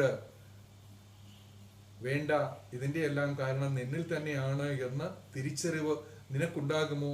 അതിനെയാണ് മതം എന്ന് പറയുക. എന്നുവെച്ചാൽ നമ്മളെ ഓരോരുത്തരെയും ഉത്തരവാദിത്തം ഉള്ളവരാക്കി തീർക്കുന്നത് എന്താണോ അതിനെയാണ് മതം എന്ന് പറയുക. അല്ലാതെ കണ്ട് മതത്തിന്റെ പേരിൽ ലഹളയും കലഹവും ഉണ്ടാക്കി മനുഷ്യന് അസ്വസ്ഥതയും അശാന്തിയും ഉണ്ടാക്കി പോകുന്നതൊന്നും മതമല്ല. അതിനെയൊന്നും മതമായിട്ട് ഭഗവാൻ അംഗീകരിക്കുന്നതേ ഇല്ല. ഭഗവാന്റെ എല്ലാ കൃതികളും നിങ്ങൾ ഓടിച്ചെന്നൊന്ന് വായിച്ചു നോക്ക്. അവിടെയൊക്കെ മതാതീതമായ ആത്മീയതയുടെ, ഏവർക്കും സുഖം മാത്രം കൊടുക്കുന്ന, ദുഃഖത്തെ ഇല്ലാതെയാക്കുന്നതായ ഒരു ഉപദേശ സരണിയാണ് ഭഗവാനിൽ നമുക്ക് കണ്ടെത്താൻ കഴിയുക. അതുകൊണ്ട് മതം അതാണ് മതം, അല്ലാത്തതൊന്നും മതമല്ല. ഈ മതത്തിന്റെ പേരിൽ നടക്കുന്ന പോർവിളികളിലൊന്നും ഗുരുവിനെയോ ഗുരുവിൻ്റെ ദർശനങ്ങളെയോ ചേർത്ത് വയ്ക്കാൻ നമുക്ക് കഴിയില്ല. അത് ദർശനത്തിന് വിരുദ്ധമാണ്, ഗുരുധർമ്മങ്ങൾക്ക് വിരുദ്ധമാണ്, ഗുരുത്വക്കേടാണ് എന്നുകൂടി നാം അറിഞ്ഞുകൊള്ളുക. ഒരിക്കലും അതൊന്നും ഗുരുവിൻ്റെ സവിധത്തിൽ, ഗുരുവിൻ്റെ ന്യായാലയത്തിൽ നീതീകരിക്കപ്പെടുന്നതല്ല. അതൊന്നും നമ്മുടെയൊക്കെ ഹൃദയം ആത്മീയതയുടെ പവിത്രമായ ഗേഹവും ക്ഷേത്രവുമായി മാറേണ്ടതുണ്ട് ശ്രീനാരായണ ഗുരുവിൻ്റെ പിന്മുറക്കാരുടേത്. അത് ഉറക്കെ വിളിച്ചു പറയാൻ പേടിക്കേണ്ട ഒരു കാലമാണ് ഈ കാലം. എന്നാൽ പോലും പറയാതിരിക്കുന്നത് ഗുരുത്തക്കേടായതുകൊണ്ട് അല്പം 5 പേരുടെ മുമ്പിലെങ്കിലും അത് പറയാൻ കിട്ടിയ ഒരു അവസരത്തിൽ ഞാനങ്ങ് പറഞ്ഞു എന്നുള്ളതേ ഉള്ളൂ. നാം എപ്പോഴും മതാതീതമായ മാനവരാശിയൊക്കെ ഒന്നായി കാണുന്ന ഒരു ഗുരുവിൻ്റെ ദർശനത്തിൻ്റെ പിന്മുറക്കാരാണെന്ന ബോധം ഒരു കാരണവശാലും മറന്നു പോകരുത് ജീവിതത്തിൽ. അതാണ് മതം. അപ്പം നമ്മുടെ സത്ത അബോധത്തിൽ അടഞ്ഞു കിടക്കുമ്പോൾ ഉണ്ടാകുന്ന ദുഷിച്ച വായുവും ദുർഗന്ധവും ഇരുട്ടുമാണ് ദുഃഖം എന്നത് നാം കൃത്യമായി ചിന്തിച്ചുറപ്പിക്കുക. ഇതിനെയൊക്കെ നാം കണ്ടെത്തണമെങ്കിൽ നാം എന്ത് ചെയ്യണം? അല്പം ഒരു ധ്യാനമൊക്കെ നമ്മൾ ചെയ്യണം, ധ്യാനിക്കണം. വേണ്ടേ? എന്താണ് ധ്യാനം? ഇനി അതുകൂടെ ഒന്ന് എഴുതിയേക്കുക. ഒരു ധ്യാനം എന്താണെന്ന് നിങ്ങളൊന്ന് എഴുതിയേക്കുക. ധ്യാനം പറഞ്ഞില്ലേ, നമ്മുടെ ജീവിതത്തിൽ ഉണ്ടാകുന്ന സർവ്വ സംഘർഷങ്ങൾക്കും സർവ്വ ദുഃഖങ്ങൾക്കും പരിഹാരം ഏതാണ്? യഥാർത്ഥത്തിൽ പ്രാർത്ഥനയല്ല, വഴിപാടുകളല്ല, ഇതൊന്നുമല്ല, ധ്യാനമാണ് വേണ്ടത്. മനസ്സിലായോ? എൻ്റെ പ്രാർത്ഥനയിലൊക്കെ ഭഗവാൻ അതല്ലേ പറയുന്നത്? ആ പരമാത്മാവിനെ ഊണിലും ഉറക്കത്തിലും ധ്യാനിക്കുമാറാകണമേ. നമ്മളത് ചെയ്യണ്ടേ? ധ്യാനം എന്ന് പറഞ്ഞാൽ എന്താണ്?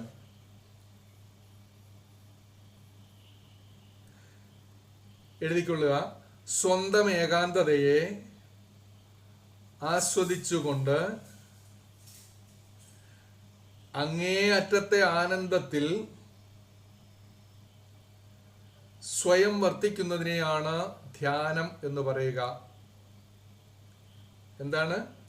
സ്വന്തം ഏകാന്തതയെ ആസ്വദിച്ചുകൊണ്ട്, സ്വന്തം ഏകാന്തതയെ ആസ്വദിച്ചുകൊണ്ട് അങ്ങേയറ്റത്തെ ആനന്ദത്തിൽ സ്വയം വർത്തിക്കുന്നതാണ് ധ്യാനം.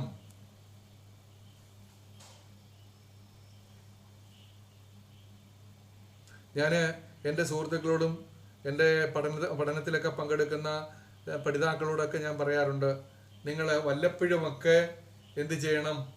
ഒരല്പസമയം, നിങ്ങളെ കൊണ്ട് പറ്റുന്നിടത്തോളം സമയം മൗനമായി, ഏകാന്തമായി എവിടെയെങ്കിലും പോയി ഒന്ന് ഇരിക്കുക. കണ്ണുകളൊക്കെ അടച്ചുകൊണ്ട്, ശബ്ദങ്ങളൊക്കെ ഒന്ന് ഒഴിവാക്കിക്കൊണ്ട്, അങ്ങനെയൊക്കെ ഇരുന്ന് നമുക്ക് നമ്മുടെ സ്വത്വത്തെയും നമ്മുടെ സത്തയെയും ഒക്കെ അനുഭവിച്ചറിയാൻ പറ്റണമെന്നുണ്ടെങ്കിൽ തീർച്ചയായിട്ടും നിങ്ങൾ ഈ ഏകാന്തതയും ഈ മൗനത്തിൻ്റെയും സുഗന്ധവും സൗന്ദര്യവും ആനന്ദവും ഒക്കെ അനുഭവിക്കാൻ നിങ്ങൾ തയ്യാറെടുക്കണം. ഈ ധ്യാനം എന്ന് പറയുമ്പം നമ്മുടെ ഗൃഹസ്ഥന്മാരായി നമ്മൾ ധ്യാനത്തിലേക്ക് പോകുമ്പോൾ ഒരിക്കലും കാട്ടിലേക്ക് പോകണ്ട, ഗുഹകളിലേക്ക് പോകണ്ട, വനങ്ങളിലേക്ക് പോകണ്ട, ഒന്നും വേണ്ട. നമ്മുടെ ഇരിക്കുന്നിടം തന്നെ ഒരു വനമാക്കി ഒരു താപസന്റെ ഗേഹമാക്കാനൊക്കെ നമുക്ക് പറ്റും. അല്പസമയം മതി. 1 മിനിറ്റോ 2 മിനിറ്റോ 5 മിനിറ്റോ 10 മിനിറ്റോ 15 മിനിറ്റോ ഒക്കെ മതി. ആ സമയങ്ങളിലൊക്കെ നിങ്ങൾ സ്വന്തം മൗനവും സ്വന്തം ഏകാന്തതയും ഒക്കെ ആനന്ദത്തോടു കൂടി അനുഭവിക്കാൻ. അപ്പൊ സ്വയം കാണാം, നമ്മളെ തന്നെ നമുക്കൊന്ന് കാണാം. ഇത് നിങ്ങളൊന്ന് ശീലിക്കണം എല്ലാവരും.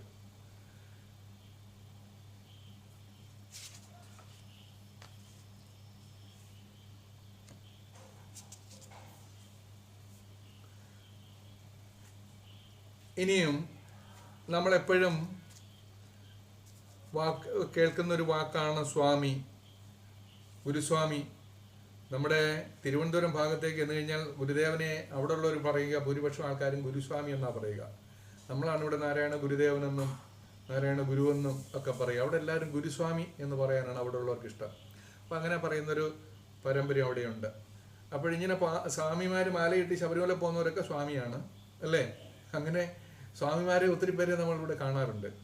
പക്ഷെ എന്താണ് സ്വാമി എന്ന് പറയുന്ന ആ വാക്കിൻ്റെ, അതെന്തിനു വേണ്ടിയാണ് ആ വാക്കിനെ രൂപപ്പെടുത്തിയത് എന്നുള്ളത് നിങ്ങൾ അറിഞ്ഞിരിക്കണം. സ്വാമി എന്ന് പറഞ്ഞാൽ സ്വയം മിത്രമായിരിക്കുന്നവൻ ആണ് സ്വാമി. സ്വയം മിത്രമായിരിക്കുന്നവനാണ് സ്വാമി. ഇത് കേൾക്കുമ്പോൾ നിങ്ങൾക്കൊരു എന്തോ ഒരു സുഖക്കുറവ് പോലെ തോന്നും. സ്വയം മിത്രമായിരിക്കുന്നവനാണ് സ്വാമി. അപ്പം അയാൾക്ക് സുഹൃത്ത്, എനിക്ക് സുഹൃത്ത് ഞാനായിരിക്കണം, മിത്രമായിരിക്കണം, ബന്ധുവായിരിക്കണം ഞാൻ. എനിക്ക് ഞാൻ തന്നെ ബന്ധുവായിരിക്കണം, എനിക്ക് ഞാൻ തന്നെ സുഹൃത്തായിരിക്കണം. അങ്ങനെയുള്ളവൻ മാത്രമാണ് സ്വാമി. ഈ സ്വാമി മറ്റാർക്കും വേണ്ടി അല്ല ജീവിക്കുന്നത്. അവൻ സ്വയം മിത്രമായിരിക്കാൻ വേണ്ടി, സഹോദരനായിരിക്കാൻ വേണ്ടി, കൂട്ടുകാരനായിരിക്കാൻ വേണ്ടി ആണ് സ്വാമിയായി മാറുക. സ്വയം മിത്രമായിരിക്കുന്നവൻ സ്വാമി. അപ്പൊ നമ്മളൊക്കെ ചോദിക്കും, നമ്മളെല്ലാം സ്വയം മിത്രങ്ങളല്ലേ എന്ന് നമ്മളൊരു ചോദ്യം ചോദിക്കും. ഒന്ന് ചിന്തിച്ചു നോക്കുക, നമ്മളെല്ലാം സ്വയം മിത്രങ്ങളാണോ? നമുക്ക് നാം എന്തെല്ലാം വിനകളാണ് വരുത്തിക്കൊണ്ടിരിക്കുന്ന ഓരോ നിമിഷവും. നമുക്ക് നാം എന്തെല്ലാം പ്രശ്നങ്ങളാണ് ഉണ്ടാക്കിക്കൊണ്ടിരിക്കുന്ന ആ നിമിഷം. നാം ഒരിക്കലും നമുക്ക് ആയിരുന്നില്ല, അല്ല, ആകുന്നുമില്ല. ഇതാണ് നമ്മുടെ ജീവിതാനുഭവം നമ്മൾ വിളിച്ചു പറയുന്നത്. നാം സ്വയം മിത്രമല്ല. എവിടെയാണ് മതം ജനിക്കുന്നത്? ദുഃഖങ്ങളുടെ ഉത്തരവാദിത്വം സ്വയം ഏറ്റെടുക്കപ്പെടുമ്പോഴാണ് മതം ഒരുവന്റെ ജീവിതത്തിൽ ജനിക്കുന്നത്, വിടരുന്നത്, ആവിർഭവിക്കുന്നത്. അല്ലേ?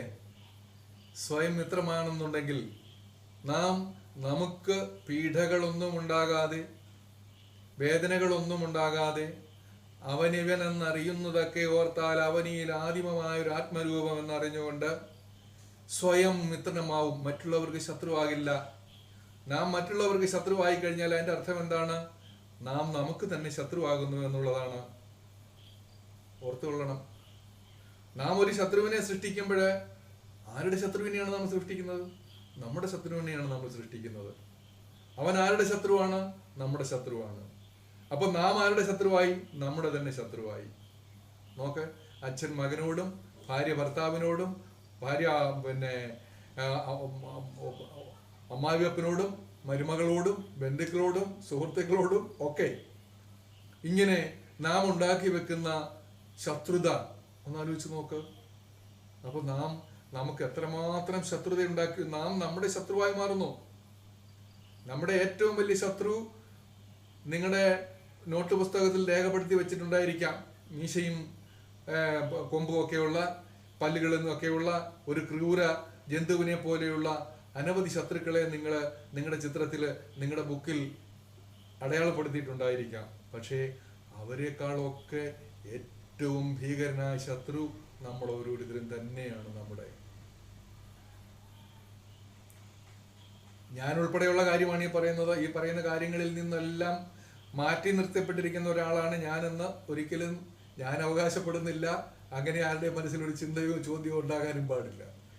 നാം എല്ലാവരും നമ്മുടെ മിത്രമല്ല. അപ്പൊ ഒന്ന് ആലോചിച്ച് നോക്കുക, ഒരു സ്വാമി ആയിരിക്കാൻ നാം എത്രമാത്രം കഷ്ടപ്പെടേണ്ടതായിട്ടുണ്ട്, എത്രമാത്രം ശ്രദ്ധാലുവായിരിക്കേണ്ടതായിട്ടുണ്ട്, എത്രമാത്രം നിഷ്ഠയോടുകൂടി, എത്രമാത്രം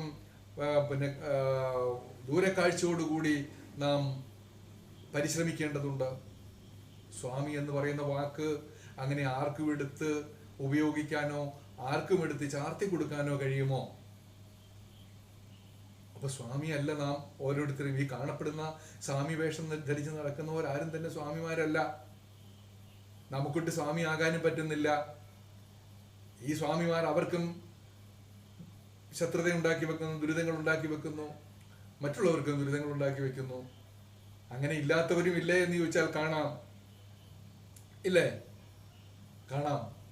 അപ്പൊ അതുകൊണ്ട് സ്വാമി എന്ന് പറയുന്ന വാക്കിന്റെ അർത്ഥവും ആശയതലങ്ങളും അതിന്റെ അതിരുപരമ്പുകളൊക്കെ നമ്മൾ മനസ്സിലാക്കി തന്നെ മുന്നോട്ട് പോവുക. ഇനി നമുക്ക്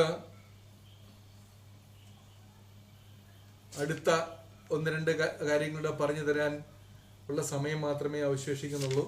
അതുകൂടെ പറഞ്ഞുകൊണ്ട് നമുക്ക് ഇന്നത്തെ ഈ പഠനം കൂടി അവസാനിപ്പിക്കാം.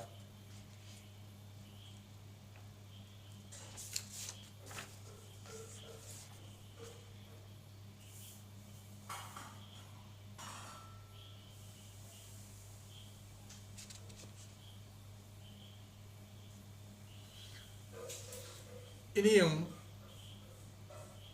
ഒരു ഗുരു ദൈവമാണോ എന്ന ഒരു ചോദ്യം നമുക്ക് എപ്പോഴും വരാറുണ്ട്.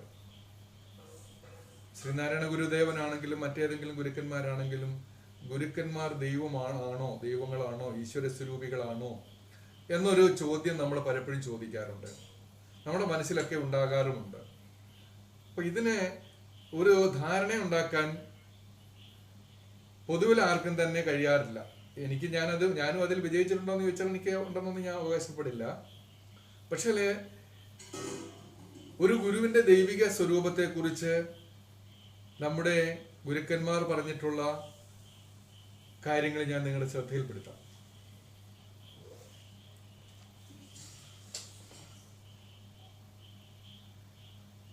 അത്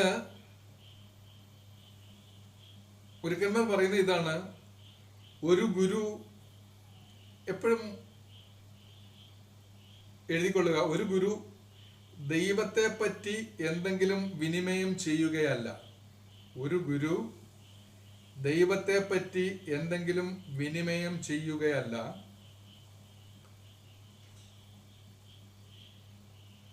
ഗുരു ദൈവത്തെ പറ്റി, കൃത്യമായി ഓർത്തോണം, ഗുരു ദൈവത്തെ തന്നെയാണ് വിനിമയം ചെയ്യുന്നത്. എഴുതിക്കൊള്ളുക, ഒരു ഗുരു ദൈവത്തെ പറ്റി എന്തെങ്കിലും വിനിമയം ചെയ്യുകയല്ല ചെയ്യുന്നത്, ഗുരു ദൈവത്തെ തന്നെയാണ് വിനിമയം ചെയ്യുന്നത്. ഞാൻ ഈ പറഞ്ഞതിനകത്ത് ഒരൊറ്റ വാക്കിന്റെ വ്യത്യാസം മാത്രമേ ഉള്ളൂ. എന്താണെന്ന് ചോദിച്ചാൽ, ഒരു ഗുരു ദൈവത്തെ പറ്റി ഒന്നും പറയുന്നില്ല. ദൈവത്തെ പറ്റി, ദൈവത്തെ കുറിച്ച്, ദൈവം അങ്ങനെയാണ്, ദൈവം ഇങ്ങനെയാണ്, ദൈവം അതിലേ പോയി, ദൈവം ഇതിലേ വന്നു, ദൈവം അങ്ങനെ വിളിക്കുന്നു, അങ്ങനെ പറയുന്നു എന്നല്ല പറയുക. ദൈവത്തെ പറ്റി അവരൊന്നും പറയുന്നില്ല. അവർ യഥാർത്ഥത്തിൽ അവരുടെ വാക്കുകളിലൂടെയും പ്രവൃത്തിയിലൂടെയും വിനിമയം ചെയ്യുന്നത്, പ്രസരിപ്പിക്കുന്നത് എന്താണ്? ദൈവത്തെ തന്നെയാണ്. ദൈവത്തെ പറ്റി അവരൊന്നും പറയുന്നില്ല, ദൈവത്തെ തന്നെയാണ്. എന്ന് പറഞ്ഞാൽ എന്താണ്? നാം ദൈവത്തിന്റെ പ്രതിപുരുഷനാകുന്നു എന്ന ഗദ്യപ്രാർത്ഥനയല്ല, ദൈവചിന്തനം എന്ന് പറയുന്ന കൃതിയില് ഭഗവാൻ പറയുന്നുണ്ട്, ശ്രീനാരായണ ഗുരുദേവൻ പറയുന്നുണ്ട്, നാം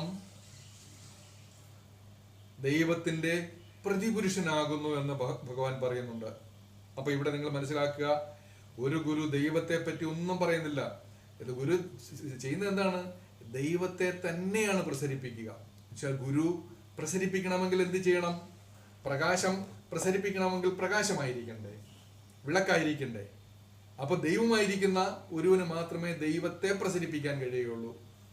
അങ്ങനെയുണ്ടെങ്കിൽ ശ്രീനാരായണ ഗുരുദേവൻ എന്താണ്? ദൈവം തന്നെയാണ് എന്ന് നാം മനസ്സിലാക്കിക്കൊള്ളുക. ശ്രീനാരായണ ഗുരുദേവൻ ദൈവം തന്നെയാണ്. ദൈവത്തെ കുറിച്ചല്ല മഹാഗുരു പറയുന്നത്. സുബ്രഹ്മണ്യനെ കുറിച്ച് പറയുമ്പം സുബ്രഹ്മണ്യനായി മാറുകയാണ് മഹാഗുരു. മഹാവിഷ്ണുവിനെ കുറിച്ച് പറയുമ്പോൾ മഹാഗുരു മഹാവിഷ്ണുവായി മാറുകയാണ്. പരമശിവനെ കുറിച്ച് പറയുമ്പോൾ മഹാഗുരു പരമശിവനായി മാറിക്കൊണ്ട് തന്നെയാണ് നമ്മോട് സംഭാഷണം ചെയ്യുന്നത്. അങ്ങനെ ഗുരു ദേവിയെ കുറിച്ച് പറയുമ്പോൾ ദേവിയെ പറ്റിയല്ല പറയുന്നത്, ദേവിയെ തന്നെയാണ് വിനിമയം ചെയ്യുന്നത്. ഗുരുവിന്റെ ഓരോ വാക്കുകളിലും വചനങ്ങളിലും അങ്ങനെ ദൈവികത ഇങ്ങനെ നിറഞ്ഞു നിൽക്കുകയാണ്, തുളുമ്പി നിൽക്കുകയാണ്, പ്രസരിച്ചു നിൽക്കുകയാണ്. നിങ്ങൾ ഓർത്തുകൊള്ളുക, ഭഗവാനെ നിങ്ങൾ ഓർക്കുമ്പോൾ, ശ്രീനാരായണ ഗുരുദേവനെ നിങ്ങൾ ഓർക്കുമ്പോൾ നിങ്ങൾക്ക് പല സംഘർഷങ്ങളും ഉണ്ടാകും. ഒരിക്കൽ പറയുന്നു ശ്രീനാരായണ ഗുരുദേവൻ ഗണപതിയെ കുറിച്ച് പറയുന്നു, പരമേശ്വരനെ കുറിച്ച് പറയുന്നു, സുബ്രഹ്മണ്യനെ കുറിച്ച് പറയുന്നു, ദേവിയെ കുറിച്ച് പറയുന്നു, ഭദ്രകാളിയെ കുറിച്ച് പറയുന്നു, സുബ്രഹ്മണ്യനെ കുറിച്ച് പറയുന്നു. അങ്ങനെ അനവധി ദേവതകളെ കുറിച്ച് ഭഗവാൻ പറയുമ്പോൾ നിങ്ങൾക്ക് ആകെ ഒരു കൺഫ്യൂഷൻ ഉണ്ടാവും. ഇതിൽ ഏതാണ് ദേവൻ? ആരെയാണ് ഞാൻ ആരാധിക്കേണ്ടത്? ഒന്നും ചിന്തിക്കേണ്ടതായിട്ടില്ല.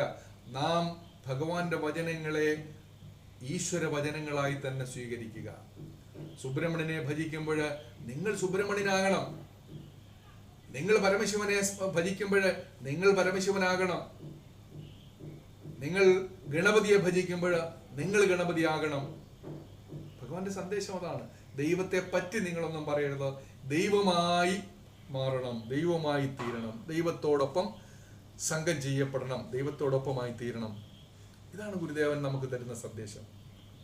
അപ്പൊ ഇത് നിങ്ങൾ ഗുരുദേവൻ ദൈവമാണോ എന്ന ഒരു ചോദ്യത്തിന് ഇതൊക്കെ നിങ്ങളുടെ ഹൃദയത്തിൽ വെച്ചിട്ട് നിങ്ങൾ ഇതൊക്കെ നിരന്തരം മനനത്തിന് വിധേയമാക്കണം. ചിന്തിച്ച് നിങ്ങളുടെ ഈ ശാസ്ത്ര തത്വങ്ങളും സത്യങ്ങളും ശാസ്ത്ര സൂത്രവാക്യങ്ങളും ഒക്കെ തന്നെ പഠിച്ച് പരസ്പരം താരതമ്യപ്പെടുത്തി പഠിച്ച് ചിന്തിച്ച് മനനം ചെയ്ത് ഒരു കൃത്യമായ ധാരണയിൽ നിങ്ങൾ എത്തേണ്ടതായിട്ട്.